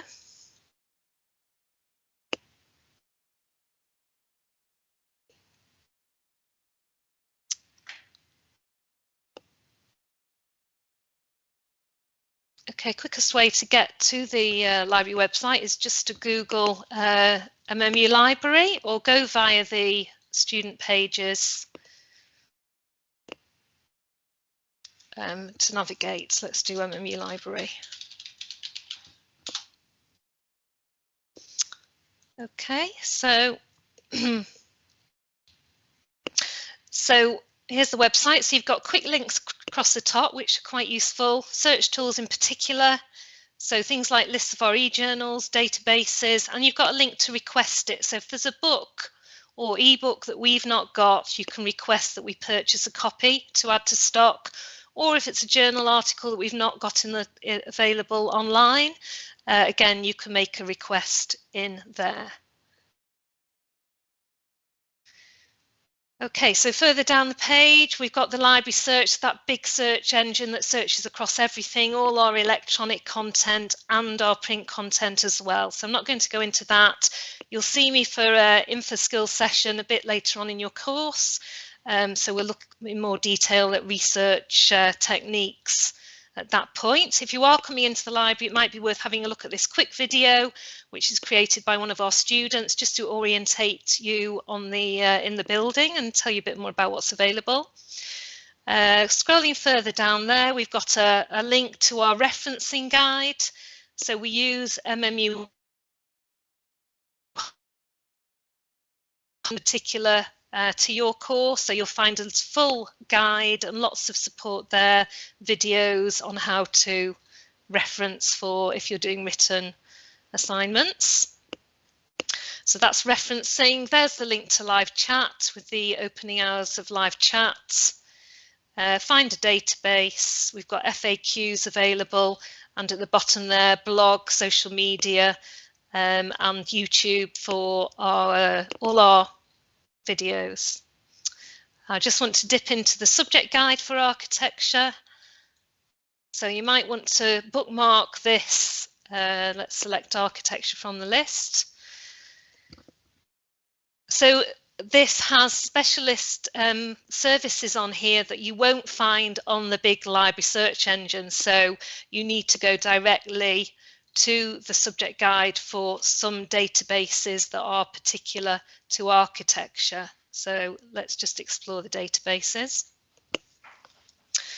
And on this list, you get lots of different resources, anything from specific journals, so key industry journals like Architects Journal, and there's a building studies service available via that service as well. You've got indexes of big indexing services covering art and architecture sources, which often link to the full text. You've got ebook services, archives of journal articles. You've got Box of Broadcast, which is a streaming service. If you're in the UK, you can stream from the terrestrial television channels. It's an archive of programmes back to the 1990s for things like the BBC and Channel 4 broadcasts. Building Design is another key industry journal. And Detail Inspiration is a fantastic new resource which has over 5,000 built projects detailed with photographs and drawings, so you might want to explore that. Digimap is the OS service for maps where you can download and print maps at different scales. There is a global service within Digimap as well. And you'll get access to LinkedIn Learning and lots more on here besides. So again, as I said, if you want to bookmark that, then you've got all those specific industry and indexing some full text sources available at your fingertips. So yeah, that's a quick look at the website. I wonder if there's any questions that you have about the library, if we've got time, Lucy, or Yes, we have time. If there's any questions, go ahead.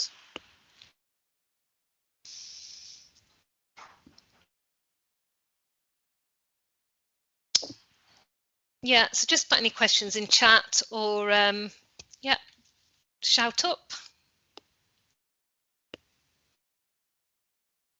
Okay, so if not, yeah, hope to see you shortly at, and we'll look at some of those resources in more detail and some specific training on how to search effectively. Thank you very much, Elaine.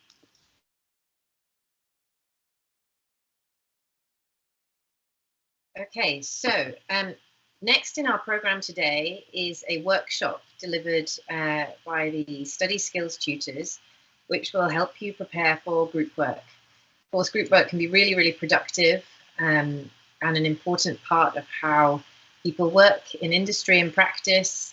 So you need to develop those skills, and we want you to get as much out of your group work whilst you're here with us as possible. So to support that, we've developed some input from the academic study skills team at the university. We'll be doing this workshop with you this afternoon. That is scheduled for 4:15 to allow us a little break, because I realise there's been an onslaught of an awful lot of information all at once, and you might need to also go and refresh your coffee and water and just take a little break. So I will hang around until 4 o'clock. If anyone has any questions that they think of, you're welcome to ask me, put it in the chat, or just unmute yourself. Otherwise, you are all free to take a break and come back. This meeting will stay open, and at 4:15 we'll start the group working workshop. Okay? So anybody, any questions, just shout. Otherwise, see you at 4:15.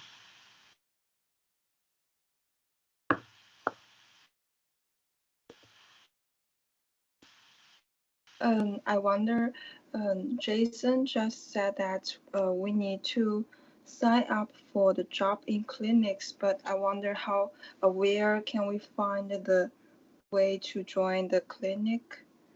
That will be ADD. Yes, that will be on their Moodle page. Moodle is the answer to most questions you'll discover this year.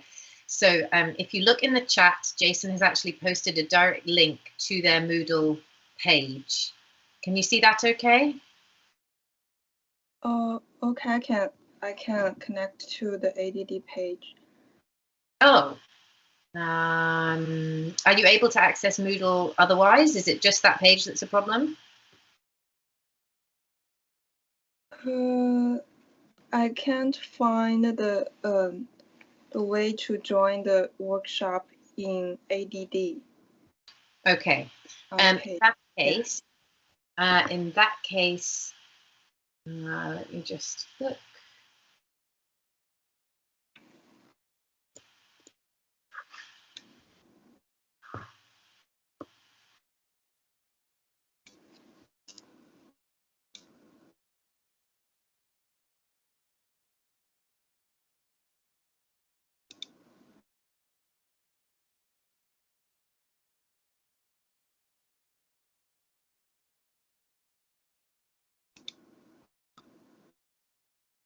I'm just having a look on the Moodle page myself. If we can't find it, then we'll ask Jason.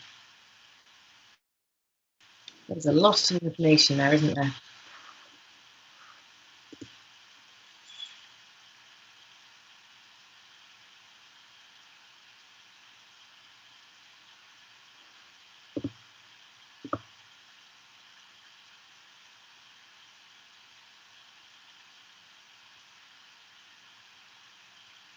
Okay, so I can see that if you scroll down to learning, let me share my screen. I keep forgetting that's an option.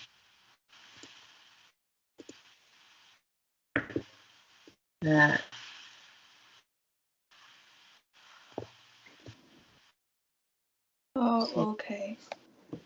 I see it. Sorry, just give me a second. Okay, yes. You can see here, under the tab for Advanced Digital Design, if you scroll quite a long down, but not right to the bottom, here under Learning and Support for Digital Skills, there's a sign up here for their drop-in clinic and for some tutorials here. Of course, if you have any questions about the ADD stuff specifically, I recommend that you ask them here in the ADD forum. You'll get a quicker answer that way, basically, because if you ask me, then I will just go and ask them, and it will delay you getting the answer. Oh, okay. Does that look like what you were after, that link there, or is it something different? But when I enter that a daily drop-in clinic booking. When I clicked on that, I cannot make an appointment. I just enter in a Teams link. Oh, look, I'm a guest. I can't do it at all. Or maybe Okay. I'll ask Jason. Ask Jason. I think ask Jason is the answer, isn't it? Okay. You'll all discover quite quickly that I'm not very good at technical stuff. But the good news is there are other people here who are. So ask them. Yeah. Oh, okay, thank you. Anybody else with any questions just now? Hello, Lucy. Can you hear me? Hi, Tara. How are you? Fine. I have a question about my Moodle. Because when I saw your Moodle page, my Moodle page haven't contact like your Moodle, because I cannot find the course, the architecture and the urbanism course.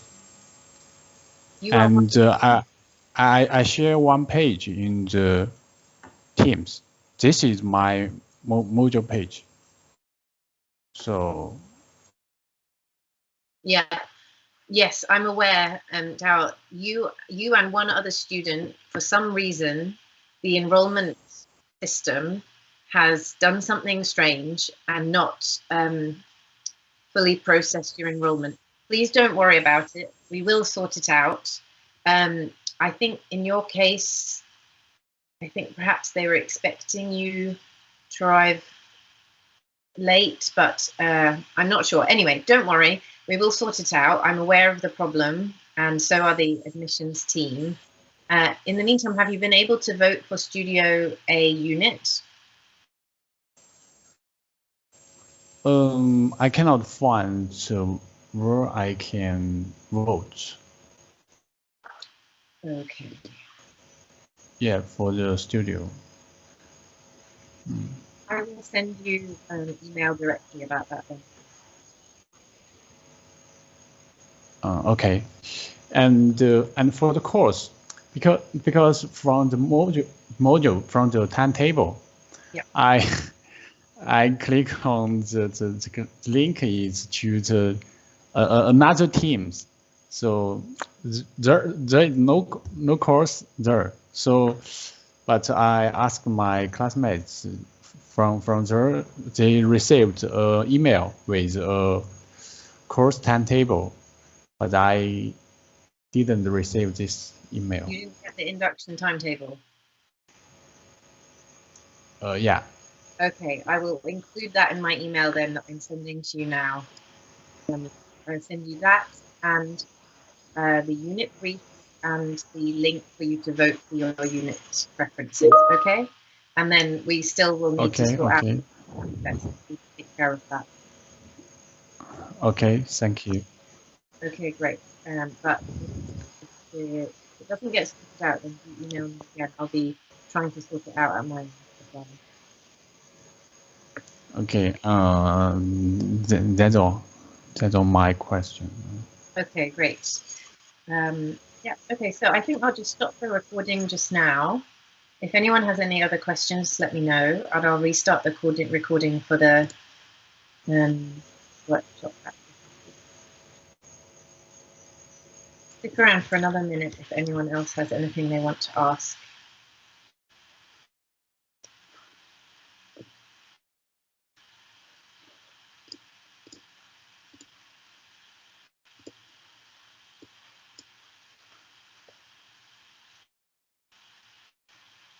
Oh, I see someone putting a hand up. Yep, please feel free to unmute yourself and.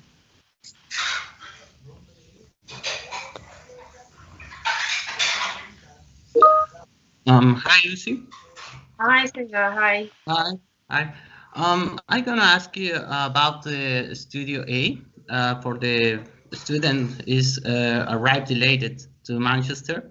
This is my case. You can explain a little more how is developed this part of the course? So with Studio A, you will be put into a group with a unit that's doing a particular project and following a particular approach. But then after, and that's group work. So you'll be working with a few other students on that, which we realize is going to be a little bit tricky when some people are on campus and some of you are not on campus. So the best that we can do is try our hardest to support that and make sure that you're involved by having you on Teams in the studio whilst they're also in the studio, so you can kind of virtually sit with them. And also, of course, make sure that you try to use email and the Moodle forums, and of course, anything else that you find useful as a group. So if you want to use Zoom or Teams to arrange your own meetings, that'd be very sensible. So your unit tutor will help you more directly once you're allocated to a group to make sure that you are able to work with the other students on that project. After that, of course, at some point you will arrive on campus and everything will become easier. And then in Studio B and Studio C, you'll work individually and on campus. So it's very straightforward at that point. Does that address any of your queries? Is there anything more specific you want to know? No, that's okay. Okay, great. It is very challenging, I know, and there are quite a few students in your situation. It's tricky, but we will do our best to support you and just keep in touch with us. The main thing is that you don't disappear. Please let us know if you're having trouble or you're not being able to engage properly, and we'll do our best. Okay, thank you. You're welcome. Kate has just posted her email address in the chat for anyone that wants to make a record of that. Kate is the postgraduate support tutor who was speaking earlier. Okay, so let's just take, if there's no other questions just now, let's just take a break and I will come back at 4:15 and we'll start the workshop. Okay.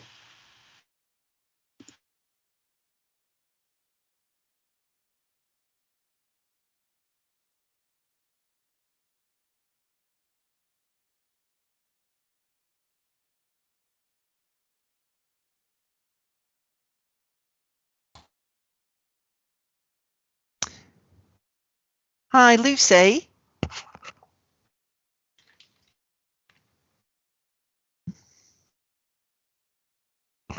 Oh, it doesn't sound like Lucy's back yet.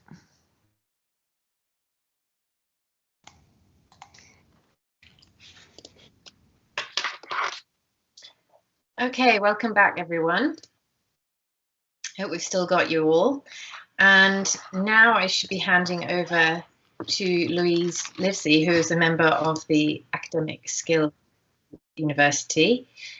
She'll be taking you through this workshop on group working skills, which is a fantastic addition to our induction session. And I'm sure we'll give you lots of very helpful information and ideas and skills.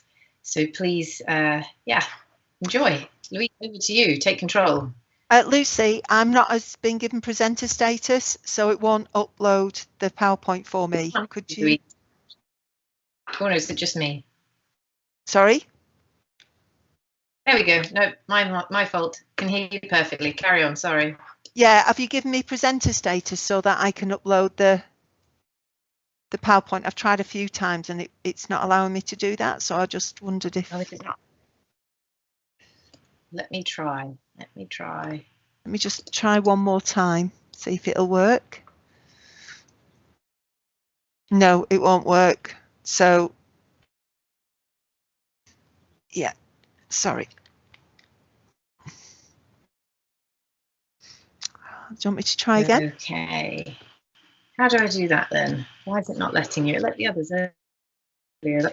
It's not about, yeah, it's about giving me the right status as presenter so that I can share.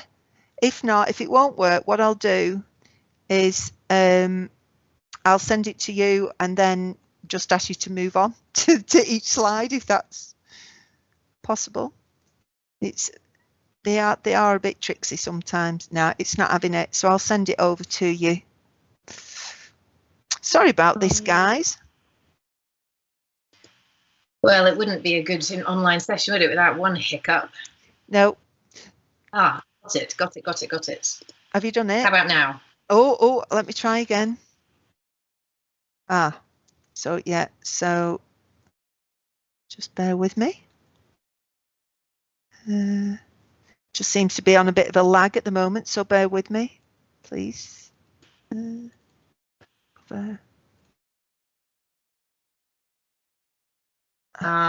we're waiting for that, I'll just respond to some other questions in the chat. Tara's asking, the course recording needs you to be able to log into a University of Manchester account. Not as far as I'm aware. If anyone else is finding that same problem, can you leave a comment in the chat? It's just not playing. Just hang on, I'll just give it one more go.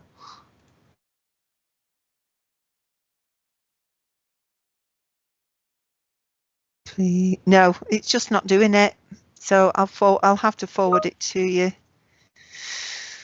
And then, or I can share my screen. The only trouble is I won't be able to see the students' questions if they've got any. So if you want to man, it's definitely. Yeah, it's just not allowing me to do it, which could be a wide variety of things. So I'm just going to send you the PowerPoint, Lucy, and then if you open it, yeah, I'm just emailing it to you now. So if you open it, oh, the vagaries of Teams.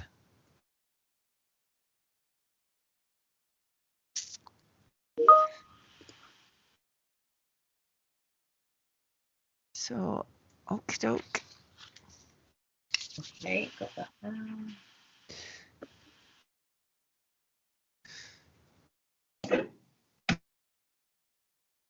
Gosh, taking loads of ages to open here as well. Is it a file, Louise?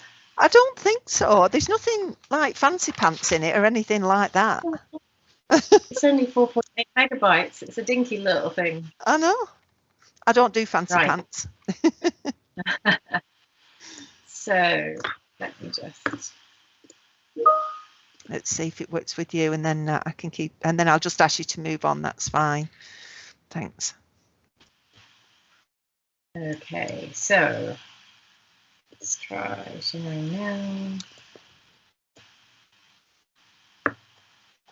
Brilliant. Finally. Hi, everybody. So my name is Louise Livesey, and I'm an academic and study skills tutor.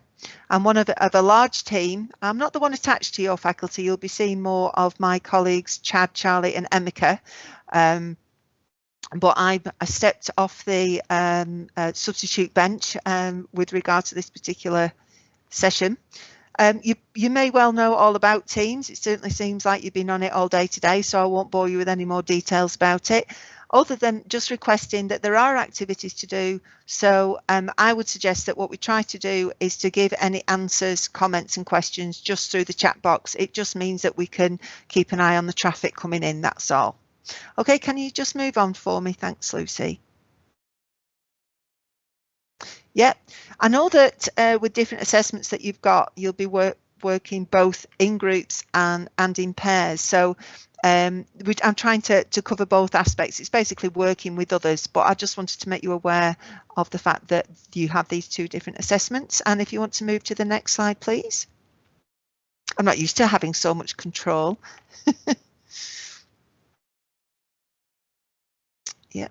So yeah, if we come to the next slide for the learning objectives, I don't know if you've got. There you go. So the first one is that yeah, if you click again, you'll be doing an activity with regards to benefits and challenges. It may well be that you're used to doing this. Some of you may be, some of you may not. Some of you may have worked in large project teams, smaller teams, work with other people. Some may not. It could be up to a point that I'm teaching what we call teaching to my grandmother to suck eggs. In other words, you guys might know a great deal about working with other people, but everything is covered here, so it's a good refresher. So next one, please. Thank you. So a few strategies, a few techniques, a few ideas of how to actually manage working with other people. And the final bullet point there is if there any issues arise, some possible strategies and techniques that you can use to try and get over those hurdles and sort of bring the team back together again.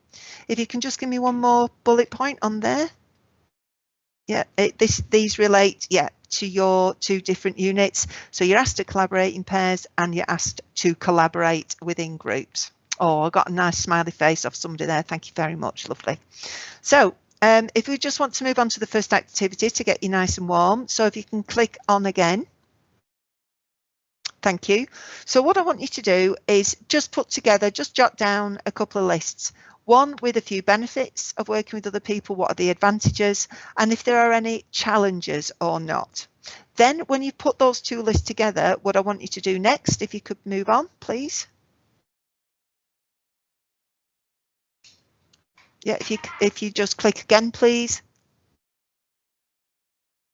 I don't know whether, yeah, oh, yeah, there's a bit of a lag. It doesn't like it. So, yeah, once you've written your list, choose the top 3. And when I invite you to do so, type those into the chat box. Have a look at what other people are typing into the chat box, and then maybe you could offer some solutions to those difficulties.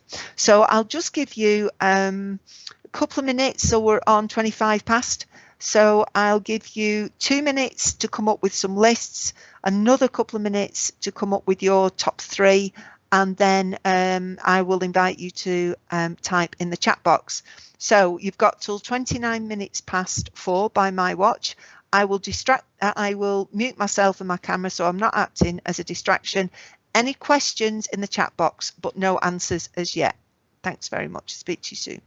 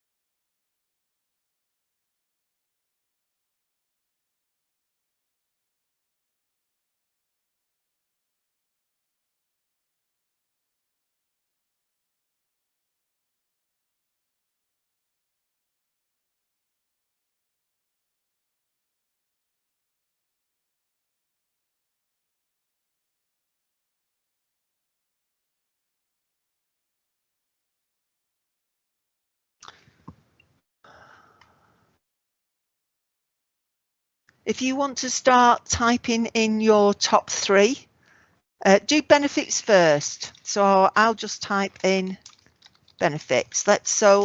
If you can type in some benefits of working with others first, we'll look at challenges shortly. So I'm just interested to see what some of the benefits are.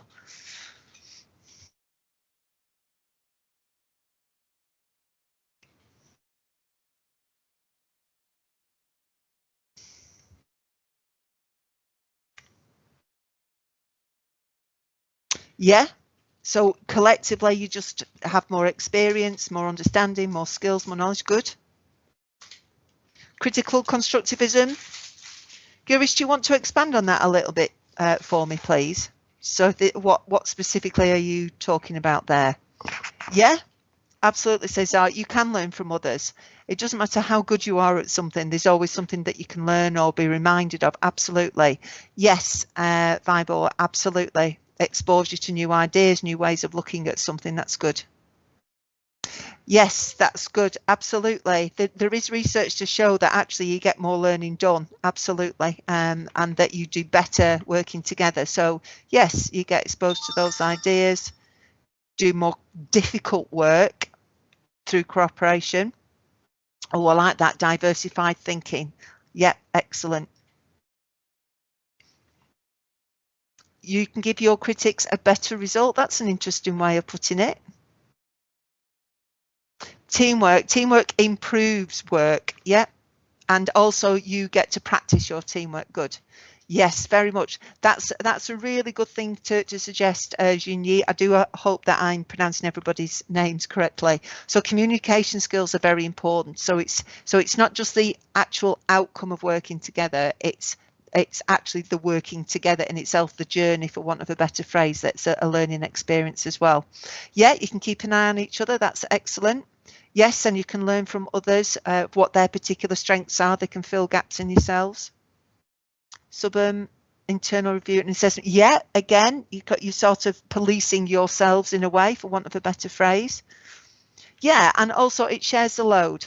Absolutely. So all excellent. So let's have a look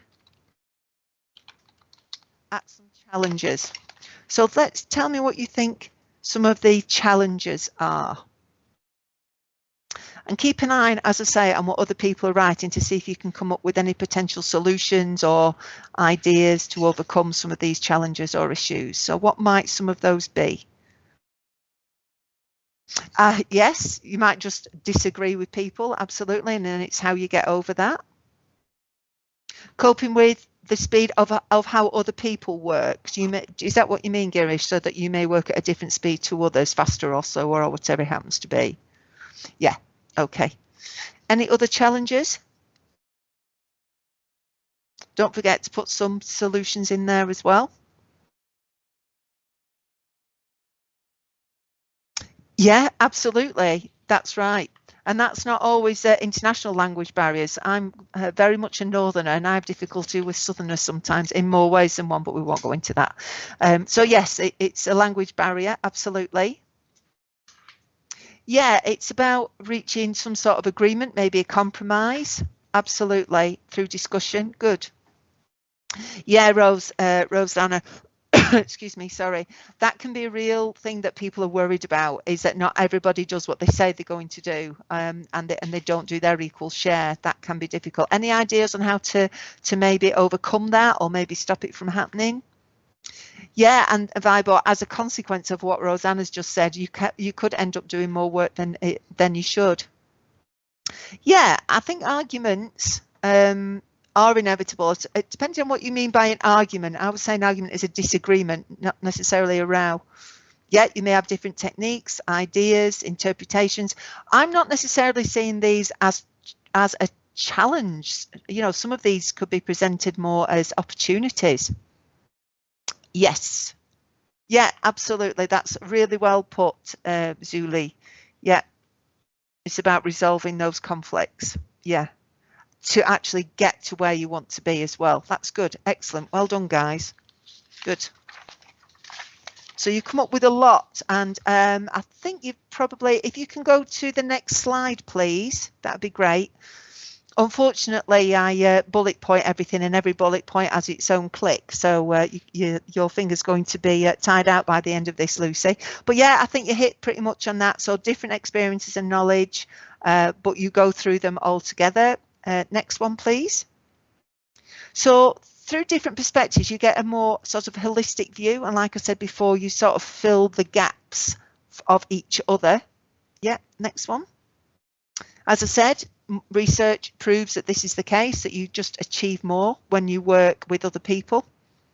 And this looks great on a CV, having worked with other people as well. And it's good practice. So yeah, like I said, it's advantageous because you're practicing this at university, and then you can apply that in work. And the last bullet point here. Yeah, it's disagreements, like I said, do not necessarily mean what we call a row. So it's about learning to deal with this as you go, which can be very useful. That is a really useful skill to apply in any situation and any context. Good, thank you. Does anybody have any questions? Sorry? I think you might be able to click through yourself now. Do you want to try it? Ooh. They're not coming up. The thingies aren't coming up at the bottom. Okay, never mind. I'll carry on. All right, no problem. Thank you. Yes, does anybody have any questions or queries about anything along those lines? No, that's fine. No problem. So let's have a look at a few strategies. So, yeah, first click, please. So if you do have any worries or concerns, you've already aired them here, which is fantastic, but get them out early. If you do have any worries right at the start, then get them out, get them aired, and then it's easy to find solutions early. Stops things happening before they even start. That's good. Next one. Thank you. Yeah, you can actually take the lead here. It's important for all the reasons that you've just given. For the benefits, to make sure that every member contributes. Excuse me. So that's not just about doing their fair share, that's about sharing ideas. So you could actually take the lead to make sure this happens using phrases like, I would like to hear from such and such a body. You can also ensure that everybody in the group are given the opportunity to air their concerns as well, and then they can be addressed as a group. So you can take the lead if you feel that other people aren't doing that.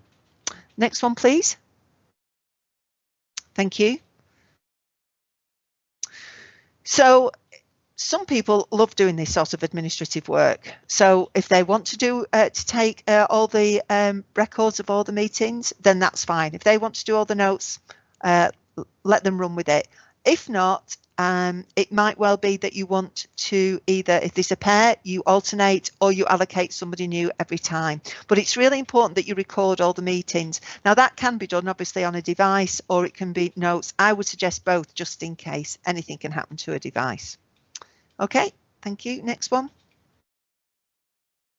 Oh, we've got two for the price of one there, Lucy. Thank you. So the first one there is about thank you, is about the deadlines. Agree shorter deadlines, break the task down and do shorter deadlines. And this will give you contingency time, a bit of wriggle room, as I call it. So because life gets in the way, things get in the way, but it just means that you've got more time then to play with. Okay, next one, please. In a similar way to the first one, this is about getting things out early.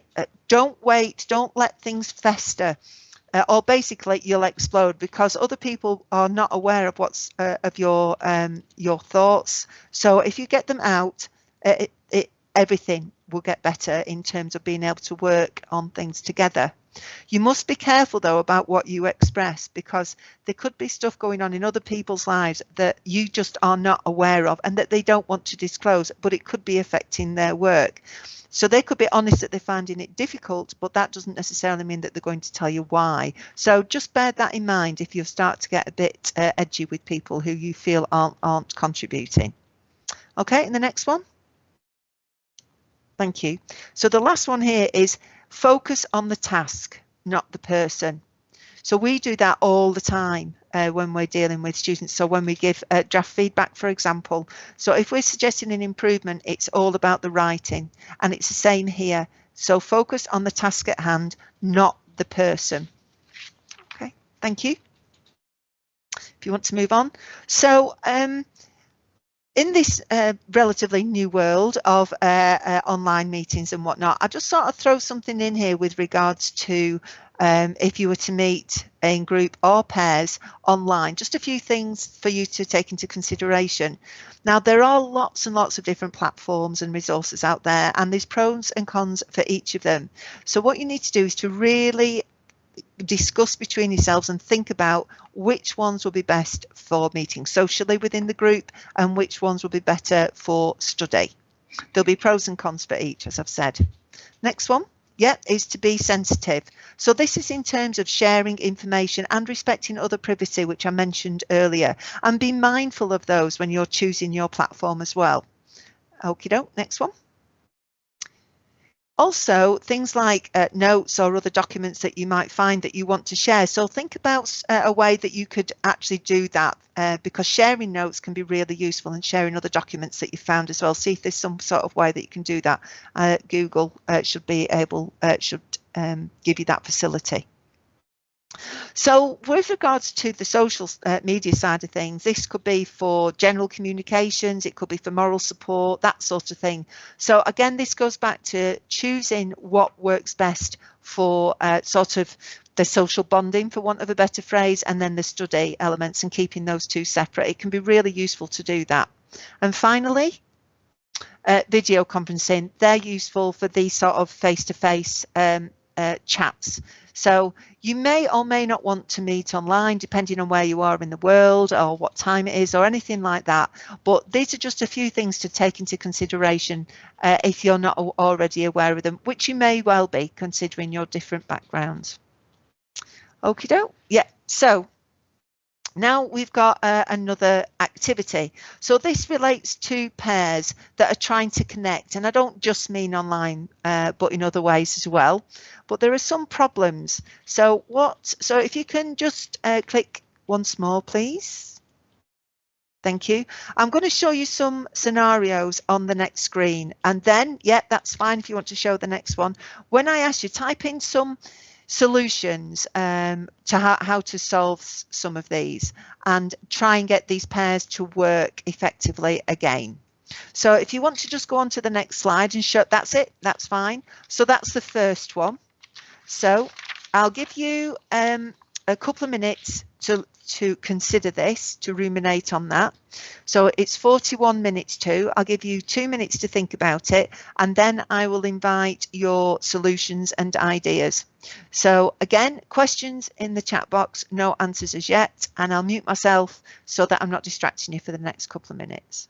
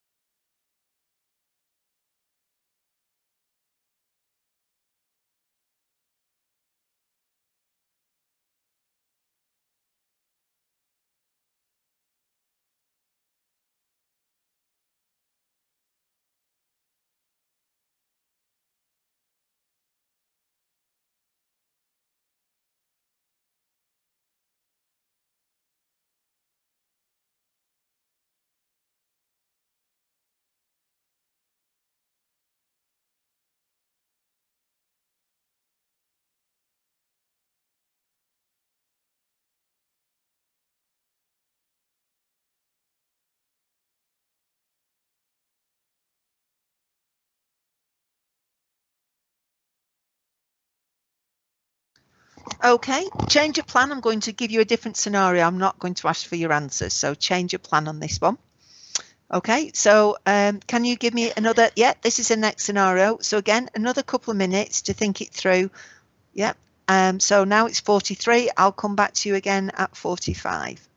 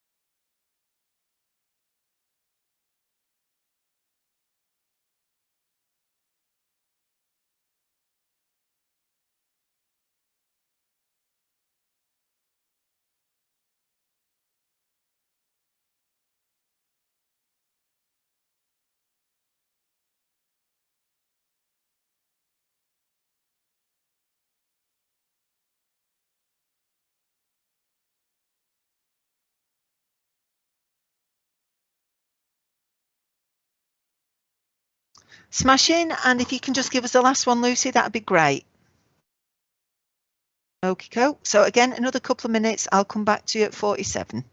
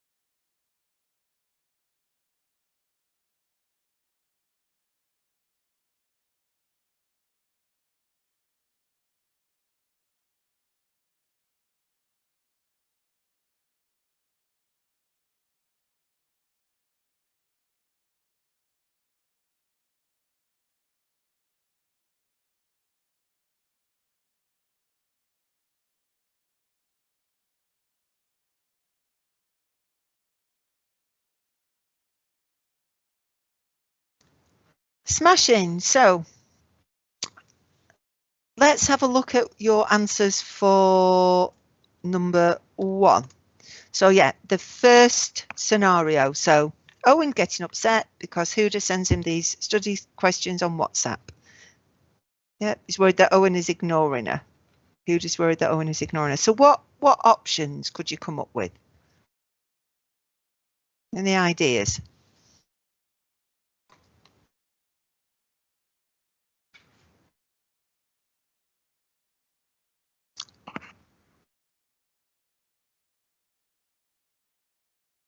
It's a bit odd this, because I can usually see when people are typing, but I can't do today for some reason. Yeah, so they could put a schedule together. Yeah, be open about the situation. Yeah, to explain it. Good. Communicate, Natasha. Absolutely. Yeah, exactly the same goes. Be more specific and communicate. That's good. Excellent.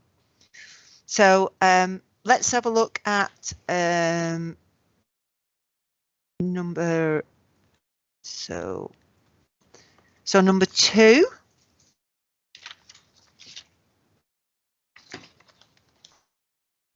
So any ideas on number 2? So one pair have agreed to share notes, but could think is getting annoyed because of the vagueness and they're disorganized.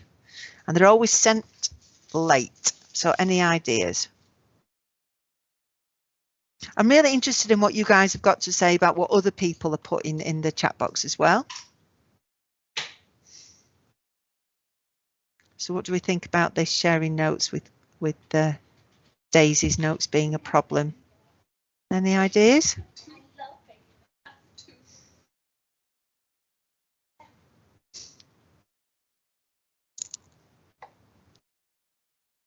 I can't see anybody typing, but I think that could just be my chat box. Anybody got any ideas at all about what could Thinker suggest maybe? Yeah, set earlier deadlines. That's a possibility. Is there anything that Thinker could do to maybe help Daisy?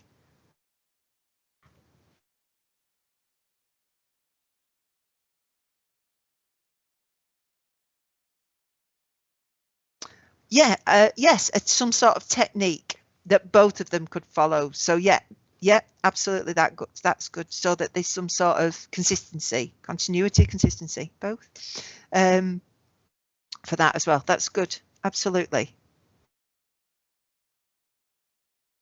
Good. Any more on that one?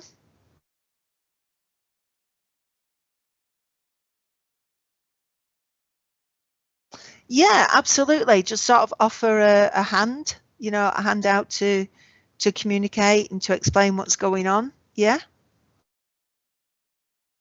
Because it could be something that's stopping Daisy doing that. It might not just be, or it might be habit, or it might be something specific. It doesn't mean that Daisy's going to say. She could say that there might be an issue, but she doesn't necessarily have to say what it is. Good. About the last one.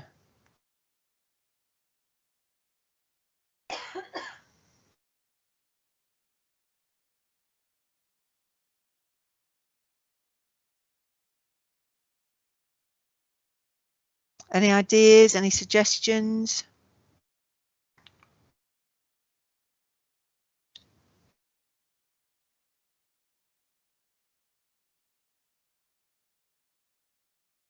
Yeah, you could actually allocate a set amount of time and agree on that, couldn't you? So that you could talk without interruption. Yeah. And get Kanthika to actually agree that. Anything else? Any other ideas?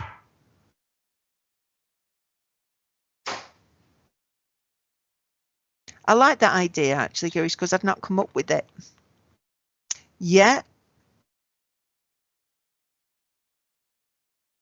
So take points and discuss in the last. I'm not sorry. Can you just explain that a little bit for me, Girish? Yeah, absolutely. So you could talk about the notes and then talk individually. Yeah, that's a good way around as well, as long as both parties had agreed on it. That's good. They're really good ideas. I like those ideas. So here's a few that, so if you can go to if you can click on for me, Lucy, that'd be smashing. Thank you.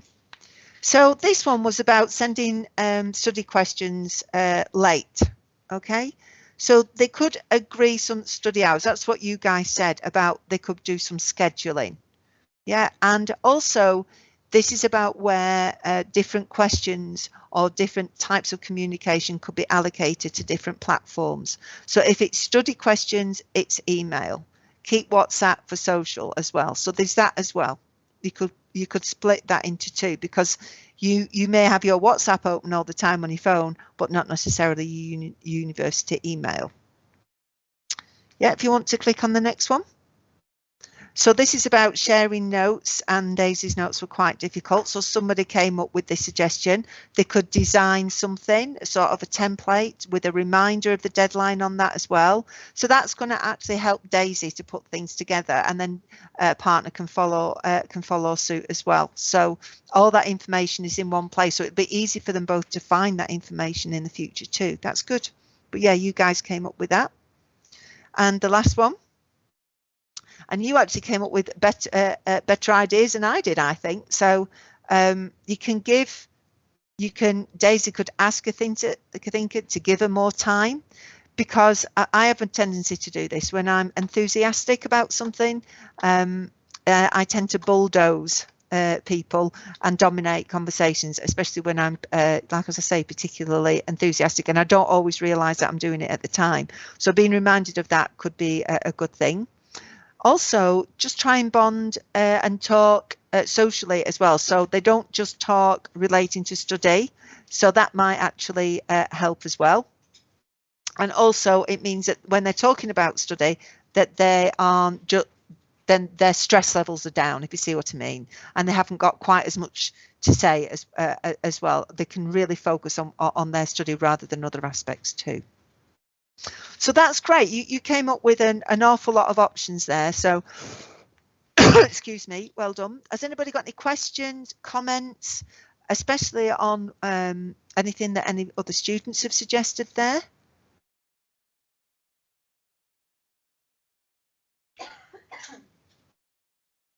No? Okay, it feels like it's the end of a long day for you guys. I believe you've had quite a lot of information chucked at you today. So this one is fairly short and sharp, but it doesn't always work out. Sometimes things happen within a group or within a pair. And so how do you sort of pull that back? How do you get things working again? So I think the biggest thing is on the top, is the first bullet point, to be perfectly honest. If you can click next, thank you. Yeah, it's communication. It's just talking to each other. Like I said before, don't hold things in, otherwise you'll explode. It's just the art of communication. Sometimes people find it hard to actually talk, so you might want to actually use some sort of platform, text, email or something like that, just to get the ball rolling. But definitely it's about communication. Okay, next one. Thank you. It's absolutely unproductive meeting what's called anger with anger. If you're wound up and they're wound up, then you're not going to get anywhere. So it's completely unproductive, and it will just make matters worse. That ultimately means that it's going to be more difficult to complete the task. So if you can try and remain calm, try and get out whatever it is inside you before you have a discussion, then that will really help. Otherwise, as I say, nobody's going to get anywhere. Okay, next one, thank you. So if somebody is particularly aggressive, or you deem them to be, or they get upset, it could just be down to frustration at the particular frustration at the situation that you're in, or people could just be tired. You know, it's been, especially at the moment after the 18 months that everybody's had, that people are already tired, even though it's at the beginning of an academic year. So it could be tiredness. It may well not be a personal attack either. So try and get some distance on that, and try and see what it could be, rather than just being about you. It could well be about something else if this is what you encounter. Next one, please. It doesn't matter how small this thing is, and preferably it would be about the task itself. But if not, just try and find some sort of common ground, something that you both agree on, something that you both like, whatever it is. If it has to be a personal thing, that's fine. If it could be professional or study-based, even better. But try and find some sort of common ground. That would be great. Next one. Yeah. Is to be positive and to go in with the attitude of, what is it that you can do to actually solve this? What solutions can we come up with? And also celebrate the achievements that you've already made. That's a good thing to do, whether or not there are any difficulties. So acknowledge the progress that you've made, how well that you're doing. And it might sound a little bit odd to do that, but it can be really good to just acknowledge the fact that you're progressing and that you're doing really well. Next one. Thank you. So the next, yeah, thank you very much, is about being patient. Let people speak. Sometimes all people want to do is to just vent, just to get it off their chest. They're not really looking for a solution or a fix or anything like that. All they're looking to do is to just get it off their chest. So be patient, wait, let them speak, and then you could ask them, right, okay, is there anything you want to do about that? Or say, right, my understanding of that is whatever it happens to be. So just wait them out a little bit. And finally, if you think that there is a fundamental problem that you can't get over, it's absolutely affecting your studies and you can't move forward, use a mediator. People at the Students' Union are trained to do this sort of thing, so you can talk to them about that, so they can get you together and discuss it. But keep your tutor in the loop with any difficulties at all. It doesn't have to be just a big difficulty like that one, but anything that you're finding tricky, keep your tutor in the group, absolutely. So before I go on to a summary of what we've discussed, does anybody have any final questions, queries, comments? I'd be interested to know about any difficulties that you've had in the past about working with other people, any solutions that you came up with or ways round that you came up with, or you've heard about the way that somebody dealt with a particular situation, because it's really important that you share with other students, just like we're talking about working together as a group. So anybody want to share anything or have any questions about anything that we've covered?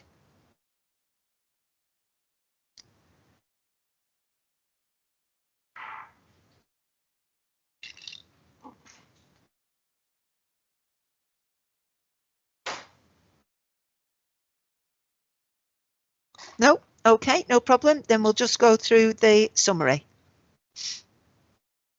Thank you. Yeah, so as we've looked at, there are plenty of benefits. You came up with an awful lot benefits and advantages of working with other people, whether in a pair or whether in a group. Next one, please.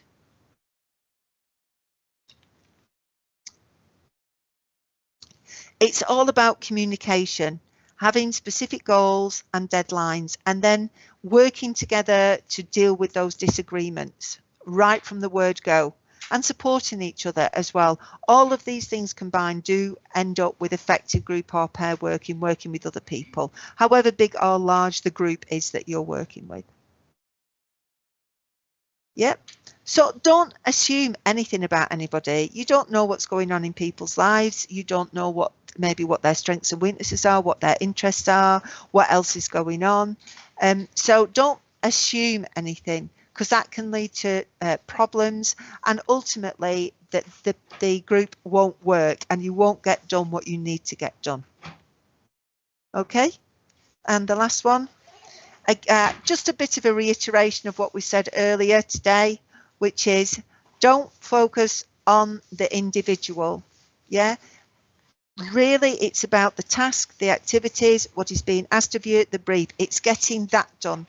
So sometimes you have to swallow your not your pride, I don't mean that, but your initial reaction to fight back, because ultimately it's the task that's important and getting that done. Okay, so focus on that and not on the individual. Can you go to the next slide? Yep. So any questions? And finally, on the last one, please. Oh, yeah, if you want to click again. Thank you for watching. That always sort of takes me back to like 1950s TV. So if you've got any questions at all, you can go to the l.development or this email address. So if you've got any queries about our service, provision, anything at all, if you're not sure about anything, we can always refer you if it's not us. If you feel, oh, I've misspelled difference there, haven't I? Sorry about that. So if you feel that you've got dyslexia, if you know you have, or whether you think you have dyslexia or another SPLD, we have specialist tutors that can help with that. Normally, our one-to-one appointments are half an hour, and they can be done on the phone, via Teams, or on campus. But the SPLD tutor appointments are an hour, just to give you a bit more room and a bit more space. That we do short courses, again on campus, on Teams, in the evenings and during the day, and therefore to improve your writing, to improve your criticality, etc. And for master's students, we also have on our Moodle pages, this is the name of the short self-study course. It's essential for PG study, all different aspects. And if you go on to our Moodle page and look up academic and study skills, you'll see a plethora of screencasts, videos, resources, all sorts. There's so much on there that you'll be able to tap into, and then you can send us any follow-up questions or try and arrange an appointment. We also do draft feedback. If you make an inquiry about that, I'll make sure that you get all the details about that too. That's it. Thank you so much for getting involved. Thank you for engaging. Thank you for attending after, from what Lucy said earlier, a long day. So thank you. It's been great. Really enjoyed it. All the best and for the course and for your coming assignments as well. Thanks, Lucy. Thanks, Louise, very much. That was a great session. Loads and loads of hot tips there and things to try and work around proactively. It's brilliant. Thank you. Thanks, everybody. I'm off now. Take care. Bye-bye. Bye. So just to clarify for you, obviously, Louise mentioned at the end there that she and her team will do draft reviews for you of submissions. And you'll remember that also earlier, Caroline Collier from the Language Centre mentioned the same sort of provision. That might be a little bit confusing. The situation is that home students, UK students on the course, should send drafts and get academic writing support from Louise and her team at the Academic Study Skills, and the Language Centre focuses on providing that for international students. So international students on the course should send their drafts and use the academic writing support from the Language Centre, Caroline and her colleagues. I hope that that's clear. So that is it for all the formal sessions that you have to go through today. I know it's been an awful lot and you must be exhausted. It's just front loaded like that, isn't it? It won't always be like this in all our sessions. Should we just take a quick look at the induction timetable and make sure you're all aware of where you should be next this week? I'll share this now. So you should hopefully all have this one way or another now. I emailed it around previously and it's of course available on Moodle.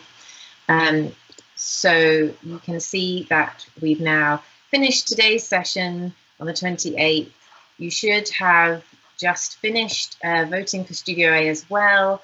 I will organise tomorrow the allocations and email everyone via Moodle to let you know which units you'll be in. At that point, please check the plans of Chatham Building that will also be on Moodle for Studio A page, showing you where to go on Thursday for your unit. And if you have any queries, contact your unit tutor at that point.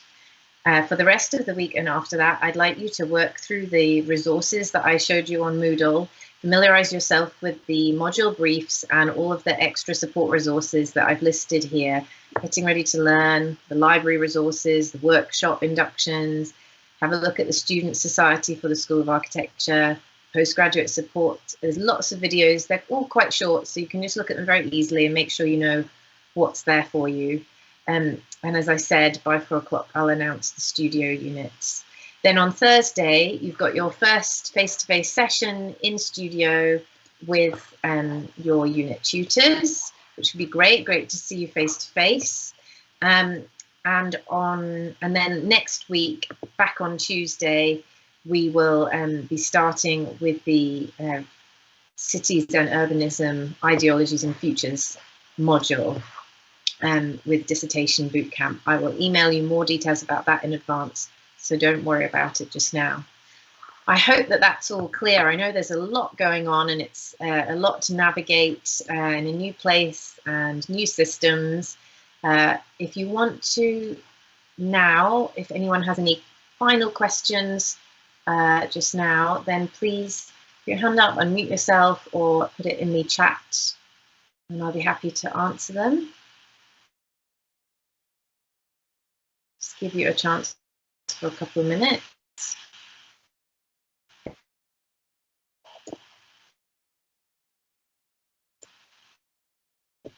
No? I think everyone's probably ready for a sit down, a break, cup of tea, cup of coffee, something stronger. So well done for getting through the whole day. And Hello. there's some glitches we still need to iron out in terms of access to Hello. Moodle, your University of Manchester access, etc. And we will do that in the coming days and weeks. Cesar, did you want to say something? How many students are in the Masters? It's a very good question, because the situation with visa delays for COVID-related issues, the number of students on the course is still not absolutely finalised. However, it looks as if the number of students in your cohort, the September intake, is about 70 students. And additionally, there are 24 students who started the course in January. So they're doing the modules in a different order, but they will be with you in Studio A. They integrate with Studio A. So your unit groups there will be a mixture of you guys in your September intake, and also some students who are just finishing the course who started in January. Girish, you have a question. Do you want to type or unmute yourself? Hello, am I audible? Hello.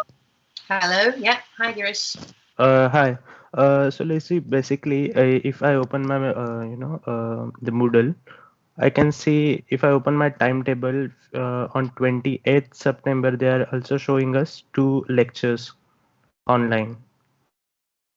Do you want to send a screenshot or? Okay, I don't know how to attach this thing, but yeah, I'll try. So, I mean, 28th is today, so you've done everything you're supposed to do today. Don't worry, there aren't any evenings. Yeah, I mean, that's the thing. I mean, did we, miss on anything else or not? Yeah, because things were clashing. It's all exactly as per the induction schedule. So let me share that again for clarity. So today you had this morning a research methods lecture on Zoom, and that recording I've now posted also on the research methods and events Moodle page. And then we've had this welcome induction session for the course this afternoon. All right. So that's everything. Perhaps that's the 2 lectures you're thinking of. Thanks. Cheers. No worries. Okay. Anybody else with any other questions just now?